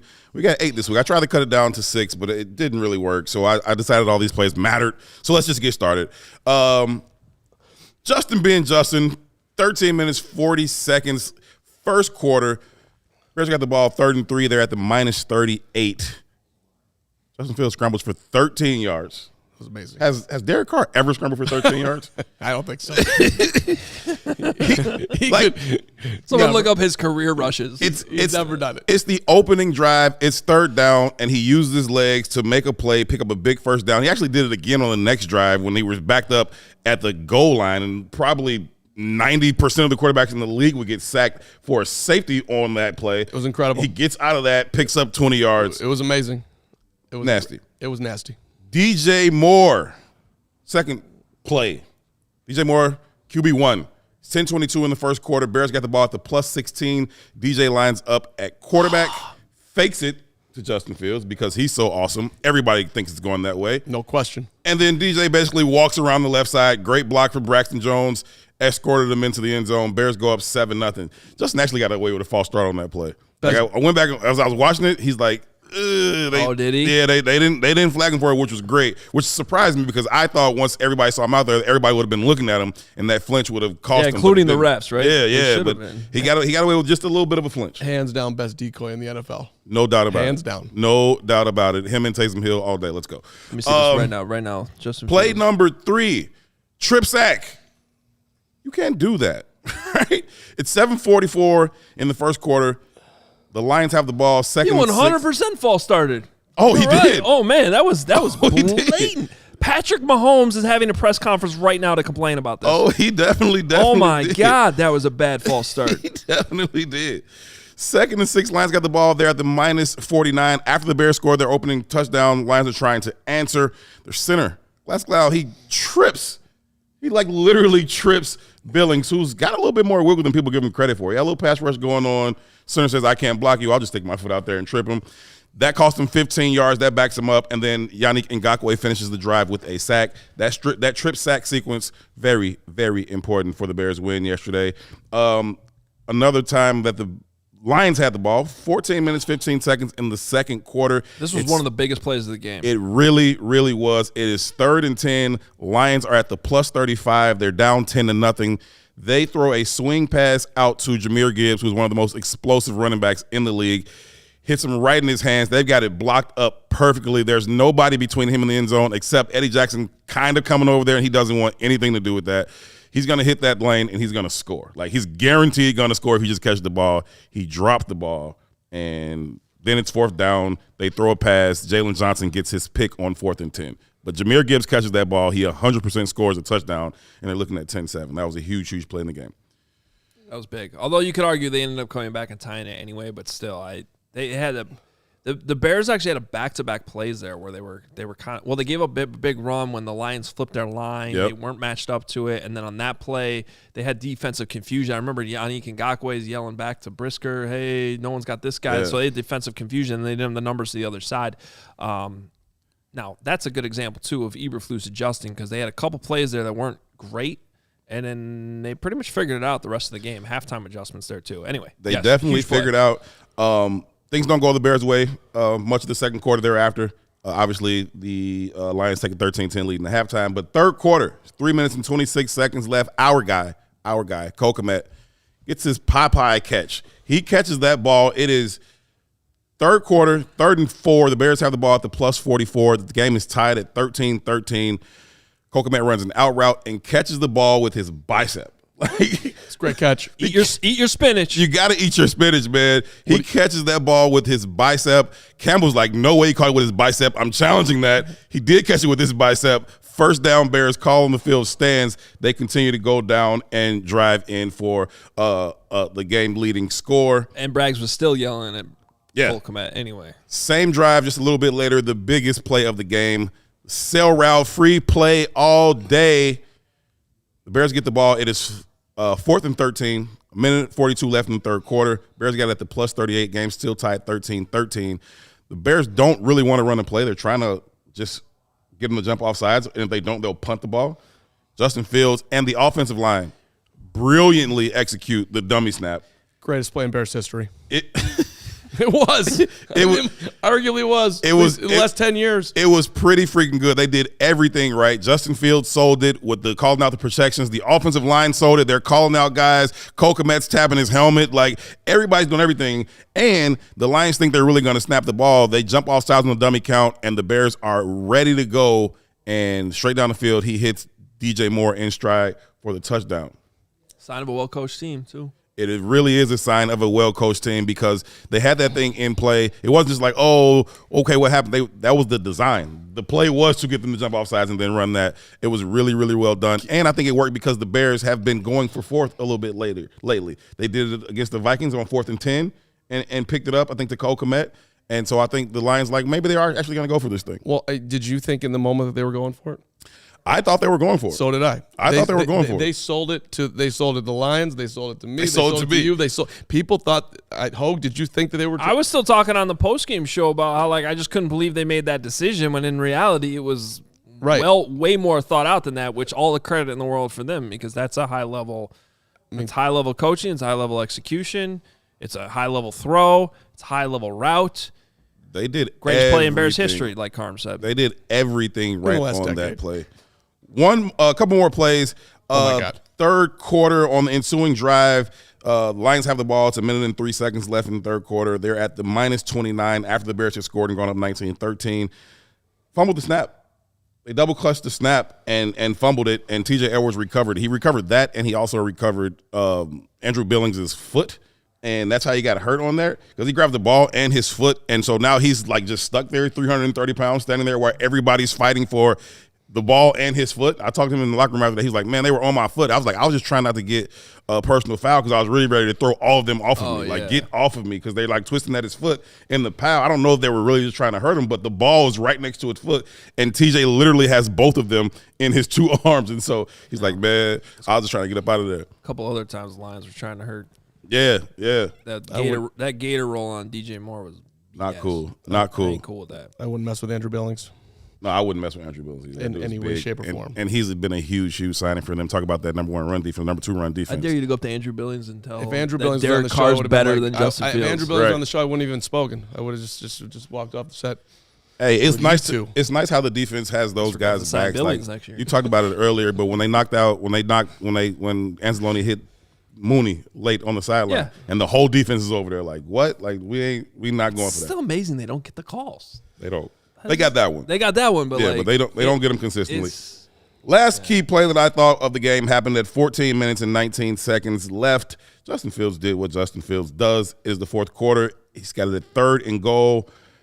Bears are at the plus 11. It's 19-13. He scrambles around the right side, gets in for the touchdown. That was after him and Cole Komet couldn't hook up on the pass.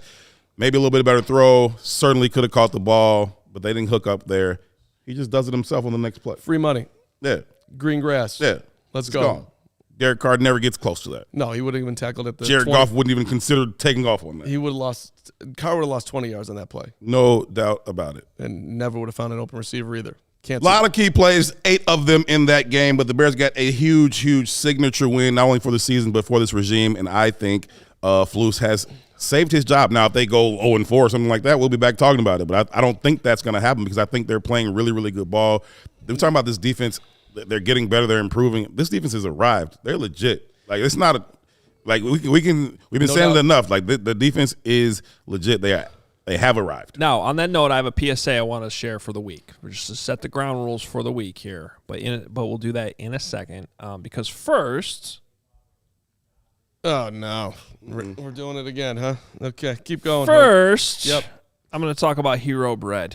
Let's go. Because Hero Bread is fantastic. Hero Bread is a low-carb option that fits your lifestyle, dietary constraints, whatever you got. Hero Bread is the way to go. Founder Cole Glass baked 100 muffins per day before he found the perfect blend that fits his allergy constraints.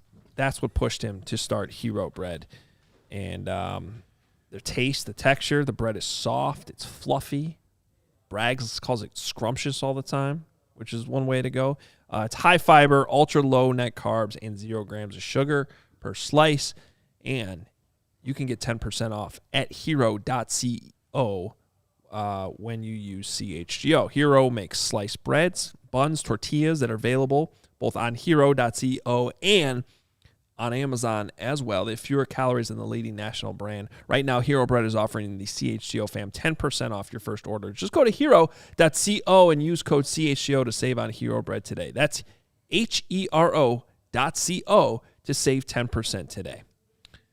And also, Game time. Game time. Game time. Man, listen, there were a lot of Detroit Lions fans at Soldier Field, more than I can recall for a Lions game yesterday. I bet they were all on Game Time. The Bears are in a playoff push, so if you don't have tickets yet for the 2 remaining home games, hop on Game Time and get some of those Bears tickets. It can be very, very frustrating to try to get tickets, but they make it super, super easy. You shouldn't have to worry when you're buying tickets to your next big event. Game Time is the fast and easy way to buy all of your sports, music, comedy, and theater tickets for events near you. They got killer last-minute deals, all-in prices. They got views from your seat and their best price guarantee. Game Time takes the guesswork out of buying tickets. I've gotten tickets from Game Time to go see a comedy show at the Chicago Theater. Show me my seat. Ditto. Super easy, quick, easy. Had the tickets on my phone in seconds. Went through absolutely no problem. Browse through the Game Time app anytime that you want. They got last-minute tickets. They got flash deals. They got zone deals. Easy to find and buy tickets for every kind of event in your area. You can view your seats from anywhere in the venue. Again, they got the lowest price guarantee, event cancellation protection, job loss protection, anything you want. They got you taken care of for sure. Make sure you are hopping on Game Time to buy your tickets. Those all-in prices, they show you the total up front, so you know that you're getting a great deal. There are no hidden fees. You can buy in seconds with 2 taps. 2 taps. 2 taps. taps. That's all it takes. You're in there. Use code CHGO. You get 20% off your first purchase. You the man. $20 off. I always do that, don't I? $20 off. Terms apply. Again, create an account, redeem code CHGO. $20 off. Download Game Time today. Last-minute tickets. Lowest price guaranteed. All right. A lot of super chats to get to, but first, my quick PSA. I don't know who I'm going to pick in this game this week yet. Bears, Browns. But please do not assume that this is just a Bears win. No. Okay? The Browns are 8-5 this year now with 4 different quarterbacks, none of which that are very great. No. I mean, the best of the group is Deshaun Watson, and they probably regret giving him that contract. So there's something going on there. Definitely a great defense. For real. Which is going to be a challenge. Much better than what we saw from the Lions yesterday for sure. And something to be said for the coaching that they've been able to get through this and win as many games as they have. And, oh, by the way, you know, the knock on Joe Flacco when he kind of fell out of the league was like his arm was shot. Yeah. And he must have just rested that thing up over time because the arm looks plenty strong enough. Now, it's not what it was. No. But he's certainly moving the ball effectively. It's been actually an enormous upgrade. So if you thought like, oh, DTR might be the quarterback here, this is looking like a win for the Bears. This is a tough road game. It's a tough defense and a quarterback that knows what he's doing. And, oh, by the way, had a lot of success yesterday when the Jaguars tried to blitz him. So I'm curious to see what the game plan is going to be defensively to try to rattle Flacco. Honestly, I think this is going to be a game the Bears are going to have to win rushing with 4. And that is still something they, as much as Montez Sweat's helped, they're going to have to prove that they can do. So, D-line, man, step up. This is your game to go get a win, really. They're going to have to play their best game to go up there and beat them. I said on this show last week, we were talking about the games they had coming up, and I was like, I'm more worried about the Cleveland game than I am about the Detroit game. Like, I was confident that the Bears were going to win that game yesterday. I don't have that confidence, at least at this point in the week, about that Cleveland game. That is a tough place for the Bears to go and play. That defense is legit. It'll be a battle of two strengths, our defense, their defense, but that offense is going to have to make enough plays, going to have to keep Justin Fields clean. He's going to have to protect the football. It's going to take their very, very best effort to come back from Cleveland with the W. Now, that being said, the Jacksonville Jaguars did score 27 points yesterday. They turned the ball over, I believe it was, that's right, 28 times in one game. No. But Lawrence threw 3 interceptions, and I think there was a couple fumbles in there, too. Trevor Lawrence, not me. Not you? You didn't throw those picks yesterday? No. Oh. Yeah. 4 turnovers by Jacksonville in that game, 3 interceptions. 3 picks. And they dropped 28? And they scored 27 points. Now, offensive, just making sure there wasn't a defensive touchdown. Jaguars they were 7 for 17 on third down. 293 total yards. Both teams ran 74 plays exactly. That's interesting. Browns had 8 penalties for 75 yards. The point is, tougher game than I think people are throwing out there to begin. No doubt. Winnable game, though. If the D-line can have their best game of the season, or at least one of their better games, and can't turn the ball over 3 times. You can't throw 3 touchdowns or 3 interceptions like Trevor Lawrence did. So, again, that recipe. By the way, I don't think should I say it out loud? Maybe I won't say it out loud. How many interceptions does Justin Fields have since he came back from his injury? I didn't say it out loud. Wow.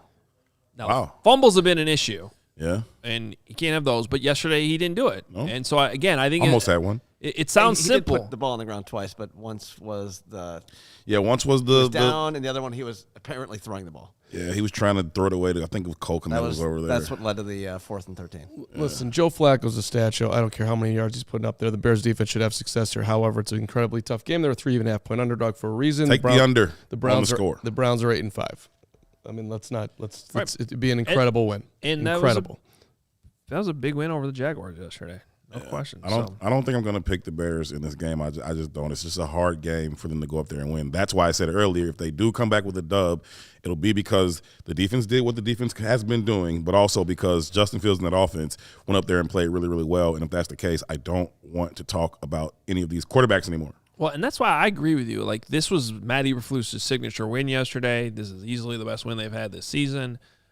I think the Browns win would be even better. I agree. In my opinion. And so it's a big game. It's a winnable game. It's a big opportunity. I can't wait to talk about it all week, but I just kind of want to set that baseline because I feel like, I know not to like throw water on this fire that everyone's feeling right now, but this is a tough game. All right, Jake Flanagan has a super chat that he wants to share with us. Again, he is our general manager here at CHGO. He went to the Bears game yesterday, did a great job in the stands. He's dropping $9.99 to tell us that 2 years from now, Derek Carr will be giving bad takes on TV, just like his brother, while Justin Fields wins the Super Bowl.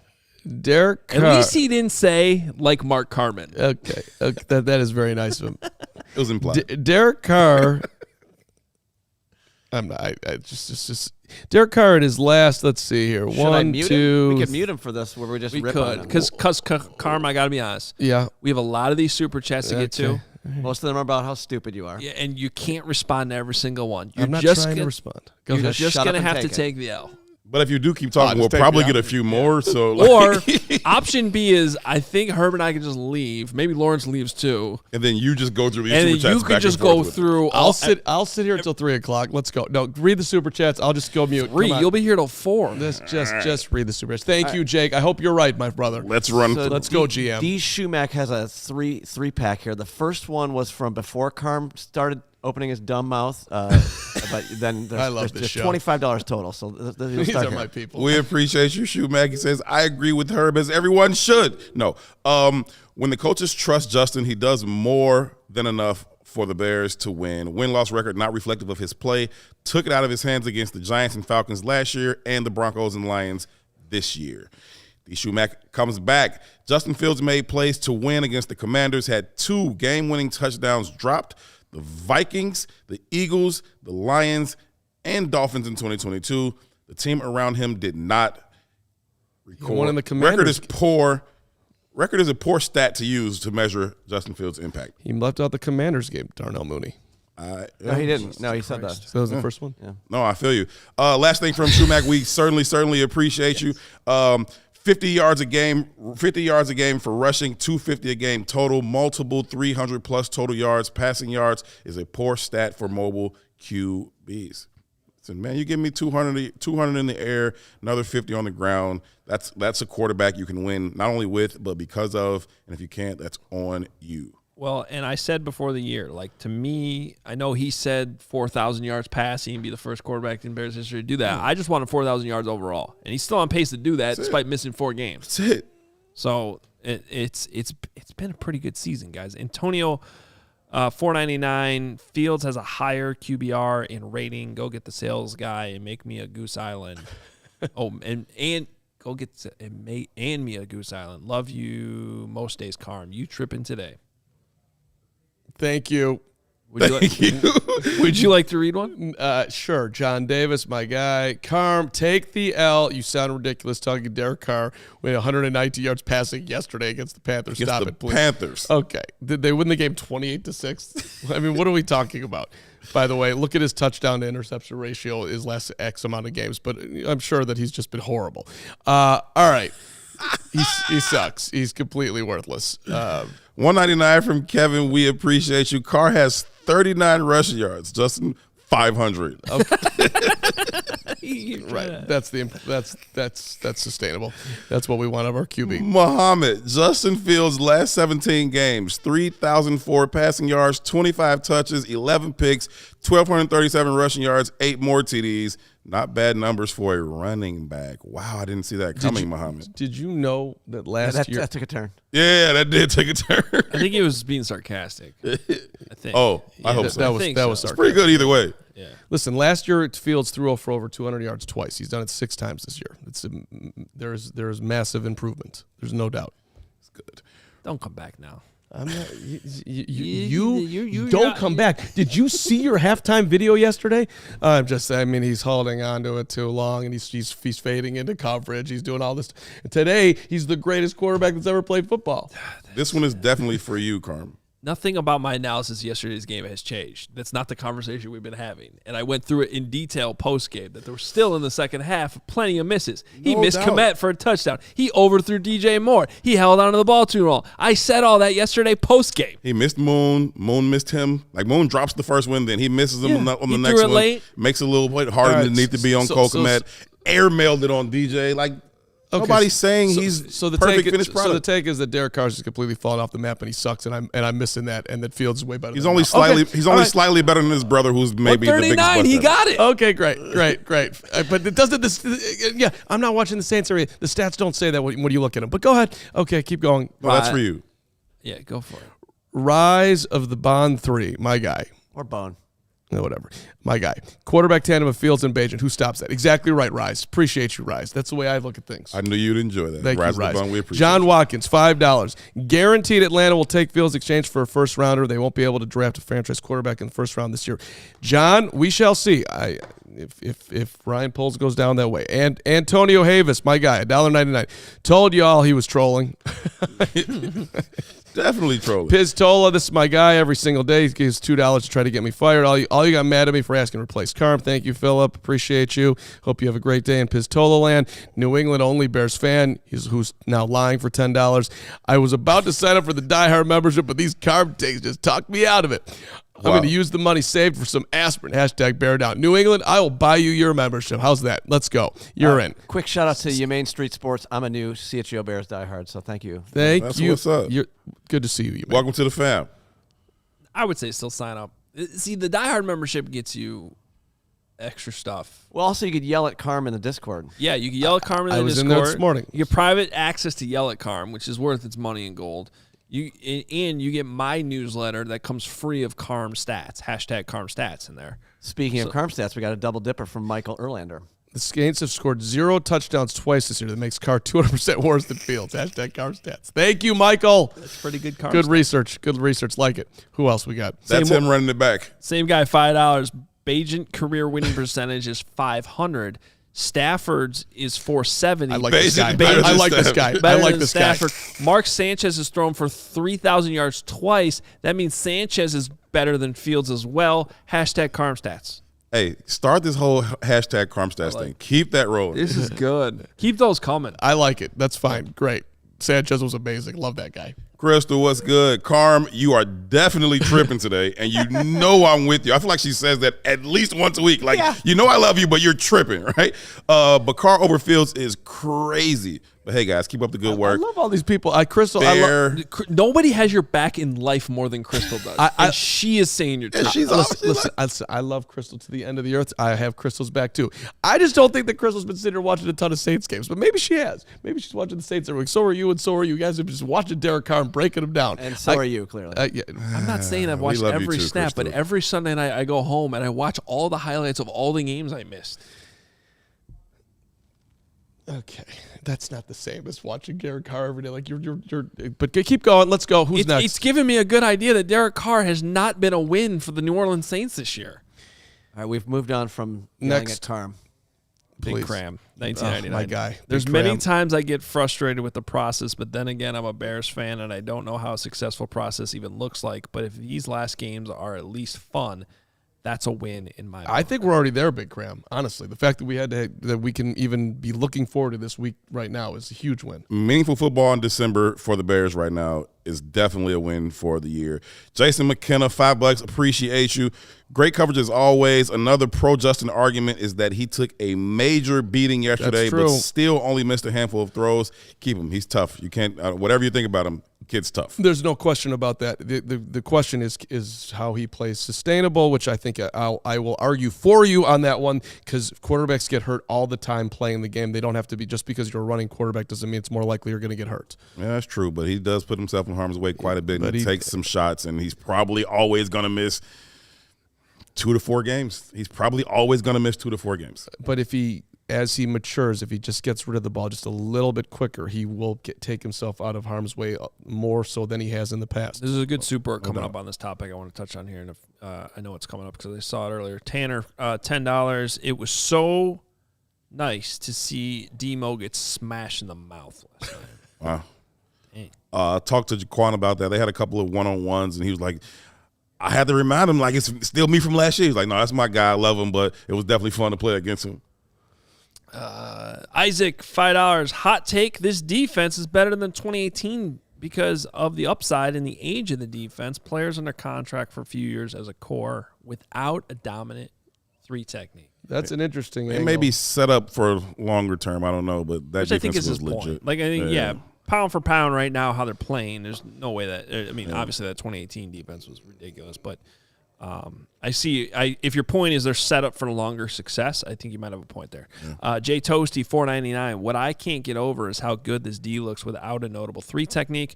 Eberflus +++, love him. New OC, and next year we take the division. My only problem, and this is another thing. I don't want to start a new system. And Justin's got to learn a new offense. I don't know about that.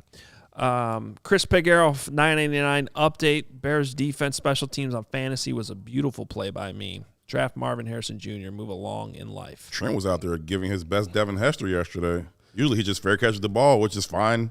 First job, secure the ball. But he had some returns yesterday. I thought that was Dion out there yesterday. Taylor, this dude's making moves. He was getting busy. 31-yard return. Let's go. Is he a Hall of Famer? He's right there. Okay, let me stop. Steve Weatherford, $4.99. No. I'm glad. Thank you. Please move along. $4.99. Weatherford, please. I beg you. I'm glad Fields did good, and I don't want him to walk, but I believe Poles can't be married to Fields because what if the head coach doesn't want him? Head coach isn't going anywhere, especially not if they go 3-1 down the stretch. You guys need to get used to Flus. I'm sorry, Lawrence and Steve. Yeah. I think Bears fans are warming up to the Flus like literally by the second. It's becoming. We're all flusing. There's going to be a Flusland T-shirt. We should get that done. We should get a Flus. When Helms $4.99. Probably the best week to sell those. Get them out. Get them in. Load them up. I thought the sweat post game was very telling how the team feels about Flus. It seems like the players really like him and his culture. I agree with you, man. For whatever we've thought about him, he hasn't lost the locker room. They continue to recite his stuff and all of his euphemisms and whatnot. I talked to Tevin Jenkins about, how yesterday, as opposed to how they've been in the past, when that momentum turned after the 4th-and-1 stop or whatever, you thought the Bears would probably just go in the tank. And they came out of it and continued to dominate that game after halftime. And Tevin Jenkins was like, yeah, that's coaching, man. Like, I was like, I didn't expect him to say that was the reason why, but he said he gave it up to Flus and the coaches. The Flusosophy is strong. I would love to get a little truth serum in that locker room on what they think about him, but it seems to me like they respect him. Or they certainly don't dislike him. Patrick Simmons, $9.99. I'm a Harbaugh stan, but this defense is nasty. I don't want to keep restarting. Unpopular opinion. Keep everyone and build around Fields. Getting more popular, Patrick, by the minute. A shift we've had here. That is getting a lot more popular. I think the last guy that's kind of dangling out there would be Getsy, and I'm with you.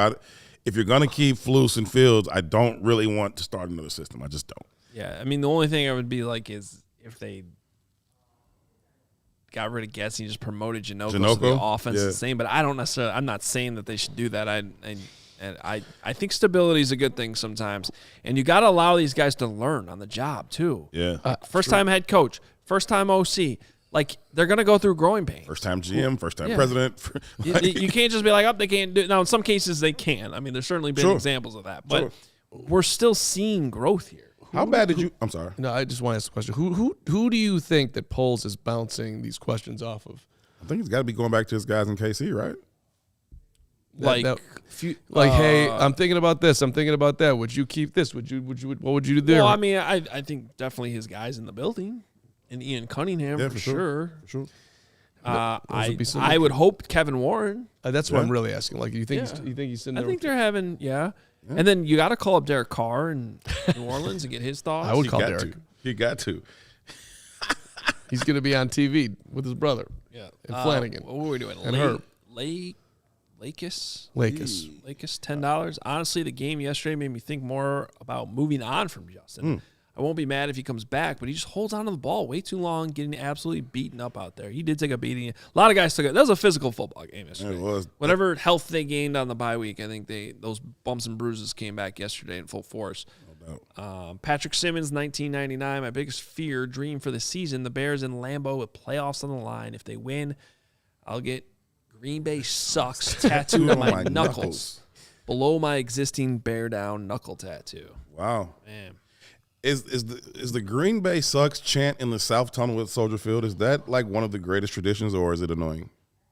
Braggs would say it's the best, since he's the one who every week, no matter who they're playing, you come to the great. South Tunnel, Green Bay sucks. I'm a fan. I kind of like it. I like it. Yeah, it's kind of cool.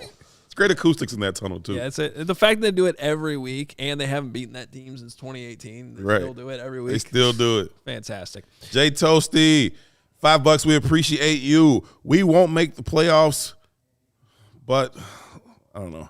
We won't make the playoffs, but like the Lions last year, play spoiler to the Packers in Week 18, build off a great year, and take off in 2024. It's a great super chat. Jay Toasty, you're 100%. We've made that point before, Hoge, about how the Lions finishing last year impacting the way they've started this year. You got to learn how to win. The Bears are doing that down the stretch, and so whether that pays off at the end of this season or not, it'll bode well for next. To your point, Jay Toasty, if that's how the season ends, the Bears shy of the playoffs, but they actually knocked Green Bay out by winning up there. I think most Bears fans would sign up for that right now. That's what propelled. I mean, that's what the Lions celebrated like they won the Super Bowl last year. Let's go. And they propelled that to their entire. That's literally what happened to them. They went into Week 18 with playoff implications on the line, and then they got eliminated earlier in the day on Sunday based on the results that happened. Well, they blew the game. They blew the game the week before. Well, they had the bad loss to the Panthers. But to wake up with the chance to go, and then by the time your game starts, you got no chance on the road in Lambeau in January, and still get up and knock 12 off and end his Green Bay tenure. That was nice. That was the thing about it. You ended Rodgers. It'd be a little bit different, but I think Bears fans in general, if you ended the Packers going to the playoffs this year, right. Justin, the Bears fan, $2. We need a Carm the Phil Snowman song.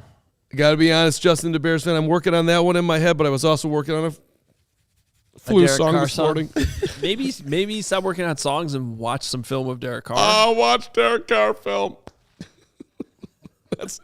That's relevant. We got a couple of those on the morning meeting today, too. It'd be way more important for me to watch Carr film than come up with the next amazing Carr song. A 75-75. Until he can throw on time and on schedule, he can't be successful long term. He's only going to get slower and more injured every day from now on.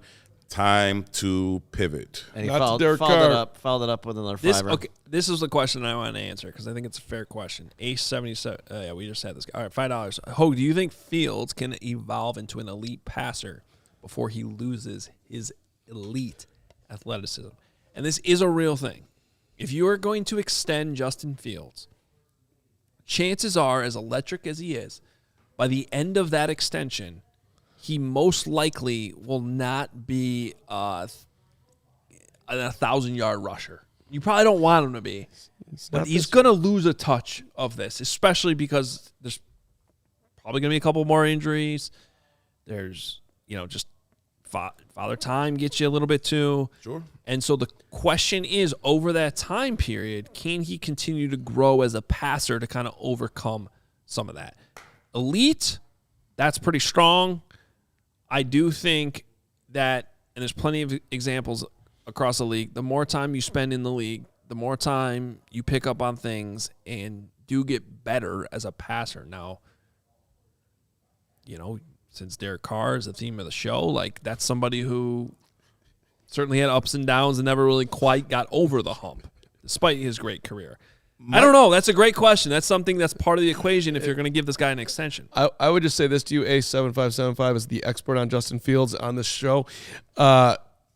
He is going to get the most out of his ability. He hangs with his dog Uno. This is not a guy that's his athleticism is going to fall off the charts in a second, because this is a guy who loves football and more football. So I wouldn't worry about some huge drop anytime soon, because this is a worker. And you want to fight? You want to argue with that one, Herbie? No, I don't want to argue with it. I just want to say that Mike Vick's second act of his career post-prison, he was still pretty damn-ass athletic with the Eagles. Yeah. And he was a much better passer. Even if he falls off a little bit, he's still going to be faster than the other 21 guys on the field. Right, exactly. Yeah.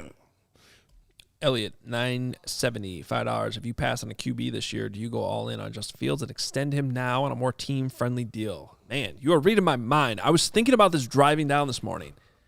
I was like, I just wonder if this ends in, do you just lock him up now on a cheaper deal?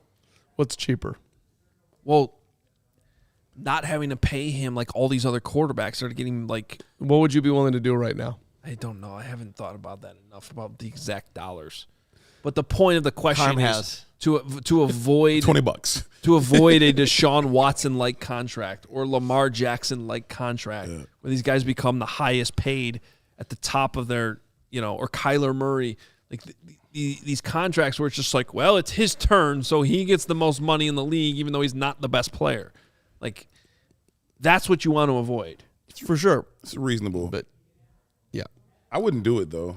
I wouldn't do it not I get you on the saving the money piece. I wouldn't do it because they don't have to, and I'm all in. I'm fine with Justin Fields, but I'm not saying that if next year you can move on from him, right? If you want to, or after 25, if you choose to give him his rookie, like his fifth year, rookie option. Like, I'm not saying you got to decide today or the next 5 weeks if you're married to him for the next 10 years. I'm just saying, as you sit now with all these draft resources, you have better ways to use them than a quarterback. I've said 1,000 times on the show that I've got no problem with them picking up his fifth year at some point here. And hey, you got time. Let's play it out. Let's go. But it's just they're in a very unique situation having the number 1 overall pick in all likelihood. It's a very, very, very challenging spot, which is why when we started the show, I'm just asking, do you trust Ryan Poles on whatever decision he makes? Herb's answer was no, I don't. You want him to stick with Justin. Yeah. Bugs Bunny. 841 $4.99. Carm thinks if you say Fields is better than another quarterback, then you think that QB sucks. Tells you all you need to know about his view of Fields. I don't know what you're talking about, Bugs Bunny, but I love you nonetheless. He thinks that you think Fields sucks. Yeah, he thinks you think Fields. Patrick Simmons, $9.99. McCringleberry is better than Carr, but for real, the defense is playing lights out, and you can't keep changing the staff quarterback every few years and ever compete. Keep everyone built around Justin. Crystal, $4.99. Carm, I watch a lot of football. I use the NFL app, and I'm taking Fields over a lot of these quarterbacks. I only care about the Bears. Crystal. Brandon Halford, $10. I love this show. I love when Carm doubles down on his dumb takes. I love when Herb is here. I love Hoge's laugh. I love Lawrence's pessimism. That makes one of us. Love Braggs as well. Love watching the show every day. We love you, Brandon. You are the man. You're consistently supporting us, which is just I just want you to know that we appreciate it, so thank you. Yes, we love all you guys for supporting us here. Eli, we got a second here on Eli, who's next up. But yes, Brandon, thank you very, very much. I'm glad people see through the craziness. And I'm not negative at all. What are you talking about? Most positive guy I know. Eli Stein, $9.99. I just want to see if I can. I can see some QB consistent. Doesn't matter which one it is. Sorry. He wants a consistent quarterback. I'm tired of looking up at the broadcast and seeing how many quarterbacks we have. There you go. Eli, fingers crossed that you're going to get consistency the rest of the way. Also, we still sending our support to you, buddy. Crystal Simone, $1.99. If we beat the Packers, they're all staying. Well, that would be the clincher. No question about it. If I had to bet, Cass ain't firing anybody if they win Week 18. Yeah, and if I had to bet right now, I think everyone's staying. Let's go. Everyone's here. D. Schumack, $27, $5. Look at what happened when Tua moved from Flores to McDaniel. Was considered a limited quarterback before McDaniel changed the system as a detriment is overstated. Well, I mean, it also helps when you sign Tyreek Hill, draft Jalen Waddle, and have Devon A-Chain, and you're basically running a track team out there. So, yes. Well, if you're upgrading the system, I get it. But, yeah, and you also got to add all those players. Let's ask this question. If you ask Justin Fields right now, hey, you're coming back to the Bears next year, do you want the same OC? What do you think he says? I think he says yes. Okay. I don't think he wants to learn a new offense. Okay. Riley Rather, $1.99. Keep Flus or hired the enemy. Keep Flus, man. I've come all the way around on this thing, man. Like, the defense is what it is, and would I love to have the enemy calling plays here? Yeah, but there's no world where you can do both of those things. So, all right, let's fire through his last few. Rocky O'Connor, $4.99. Trading number 1 last year set our future. I think trading it again gets us that much closer to a Niner-like roster. Trade number 1 for more picks and let polls work. I agree. Like, of all the options right now, that's the one I am leaning towards the most. With you, Rocky. Elliot, $9.70, $2. If you have any doubts extending Justin Fields, draft a quarterback. It's fair. It's a fair way to look at it. Antonio, $1.99. Will there be any more watch parties, fellas? Good question. Right now we do. He wants to punch Carm. That's why. Yeah, right now we don't have any on the docket. I mean, there'll be plenty in next year. Like, I don't know, in the new year. Antonio, if you right could now for the rest of 2023, the answer is no. Does he mean watch parties as like out and about, or does he mean like when we're watching the game together? Those are watch-alongs. Oh. That I was actually wondering about this morning, too. We could still do watch-alongs. Yesterday would have been a fun one. Was that it? You and Antonio just changed my mind. Yeah. Sign him right now. Sign him.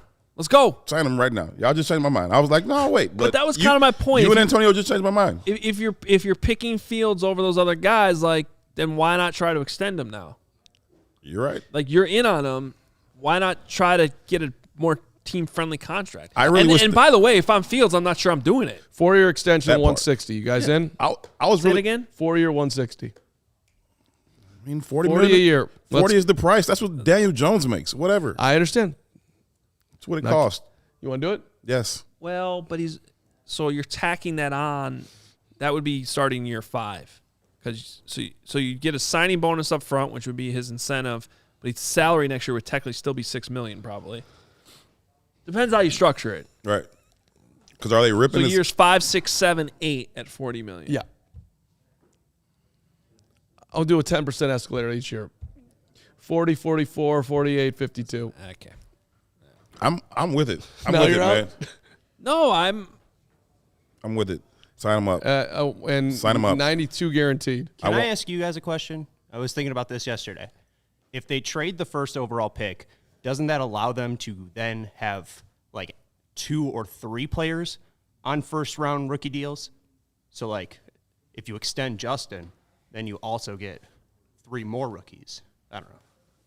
No, I think That saying was that- Sean Anderson, by the way. It's CHGO White Sox. Yeah, no, yeah, I get your point. Yeah, then you have now you're talking about these rookies too, like Darnell Wright. Yeah. And then you already have 2 first-round picks. You probably ended up with another future first-rounder if you make that deal again, which would be the whole point in doing it. So now you have 2 first-rounders next year, 2 first-rounders in 2025, plus the extra second-rounder you got from the Panthers.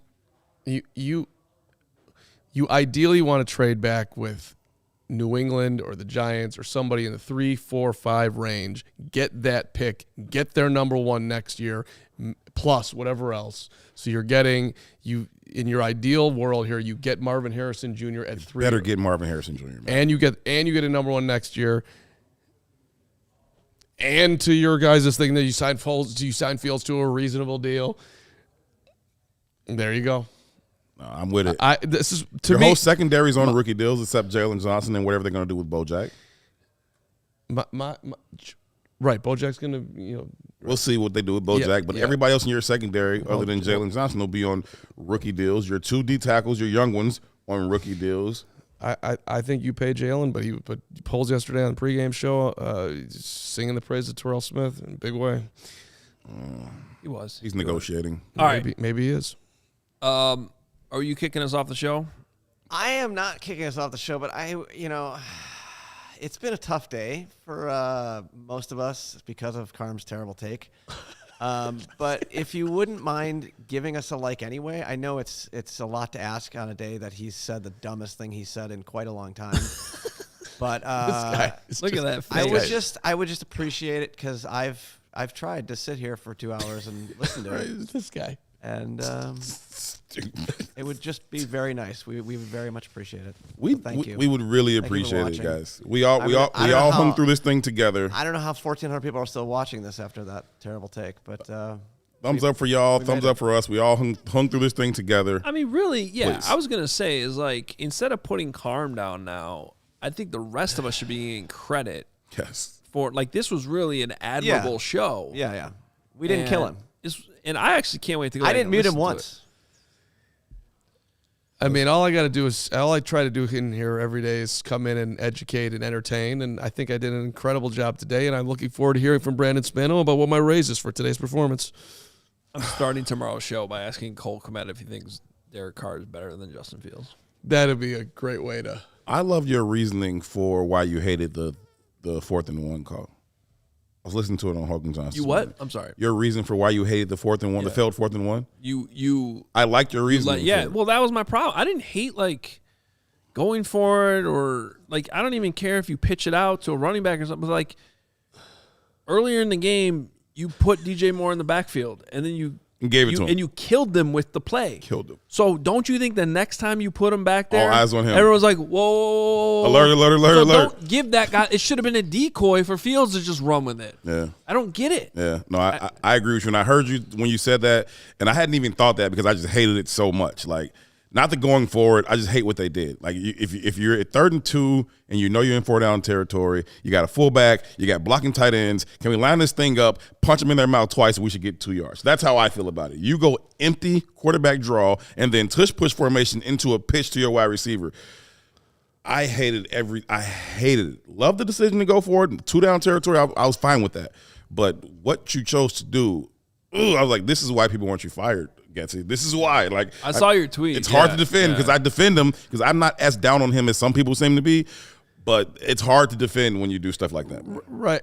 Yeah. And I just want to say that, look, the dude's not perfect. That was a bad call. Fine. How about the play to DJ Moore? It was a super sweet. Sweet ass play. Give the man. Justin was like, I was so glad he called it because I was just tired. Yeah. That was the play before that he had got crushed by some dude. Give the man his props, and I don't know how much credit he gets for, and maybe it's not that much for Fields' throw to DJ, but that play looked awful sweet too. I understand that it was in the moment and all that, and I'm just going to go and bang it. I'm so glad Justin didn't blow it with the false start, or that they didn't call it because he definitely flinched. Like I was like, oh. That was. I mean, I didn't see that, and I just looked at the film. That is 100% a false start. His reaction to that play, by the way, it was phenomenal. He's running down, so excited. Oh, you talking about the touchdown pass? Yeah. No, we're talking about how he false started on the DJ Moore run. Oh, yeah. Yeah, when he was split out wide. He false started. Okay. All right, one more, and then we're closing this show out. New World Avenue 199. It's Justin's job to learn. Hire Ken Dorsey ASAP. Ken Dorsey. All right, and AJ Katz says that Ken Dorsey's the Buffalo Bills OC. Who got fired. Right. Who's no longer employed. You're no longer going to work here. AJ Katz, just want to say we love Carm. Dude is a troll, but is wildly entertaining and does know his Bears. Much love to CHGO. Love you guys back. Go, Carm. Hoge, it was wonderful being with you today, buddy. Yeah. You too, Lawrence. I feel the same way. Yep. Yeah, no, we're all in love here. It's gonna be. I great. actually am going to go back and watch this or listen to this. Maybe I'll ride home. I just want to know how many much times? I actually lost my mind during that. A lot. Because it felt like I really. You stood up twice. Someone in the chat mentioned that Herb definitely almost popped him in the face. Oh my God! You almost swung? When I had that football, and I didn't decide if I was going to throw it across the room or throw it at him. But I'm too close to throw anything at him. It would have been bad. You went Greenlaw and Big Dom last week, where it wasn't a punch. It was just sort of like I'm going to put my hand mush. near your face. Herb and I have had the most cordial quarterback conversations for the last 3 years. That was the angriest I've seen you. And, I mean, you really were ticked. Because You cannot do that. I was holding on to it like Hoge was done with you. I was just hanging on until we got deeper in the conversation and you went, so we're going to compare their whole careers now? I was like, that's exactly what you just did. I want to fight now. I will say, I have joked around about leaving a show now probably a handful of times. That's the first time I actually almost did leave. You didn't leave. You were coming right back. You Yeah, didn't even I get was past the light. You were coming right back. We were a good hour in. We hit our quota for You could have left. I think it. You could have. Just don't push me anymore. I might actually do it. I might actually get my backpack, get my car, and drive home. That would be amazing. Bugs Hoge Bunny, is left. He may $4.99. call in or he might not. And then call in from the car like, I'm done with you. Oh, no. Bugs Bunny feels bad. Now I feel bad. I still appreciate you, Carm, even with some of these takes. Thank you for the extra super chat there. It's like how I felt bad going after Tressman Saturday night. That's the same way they feel bad going after you with their super chats. It's like they know you mean well. You're a nice guy. But the take still sucks. Just like Mark Tressman, I would just like Tressman was not 7-1 in prime time. I would just implore everybody, just look at Carr stats this year and look at field stats and take the amount. Enjoy your Monday. I'll see y'all next week. Yeah, enjoy the rest of your angst. day. Do not look at Derek Carr stats. It's probably gonna end up in the Hall of Fame.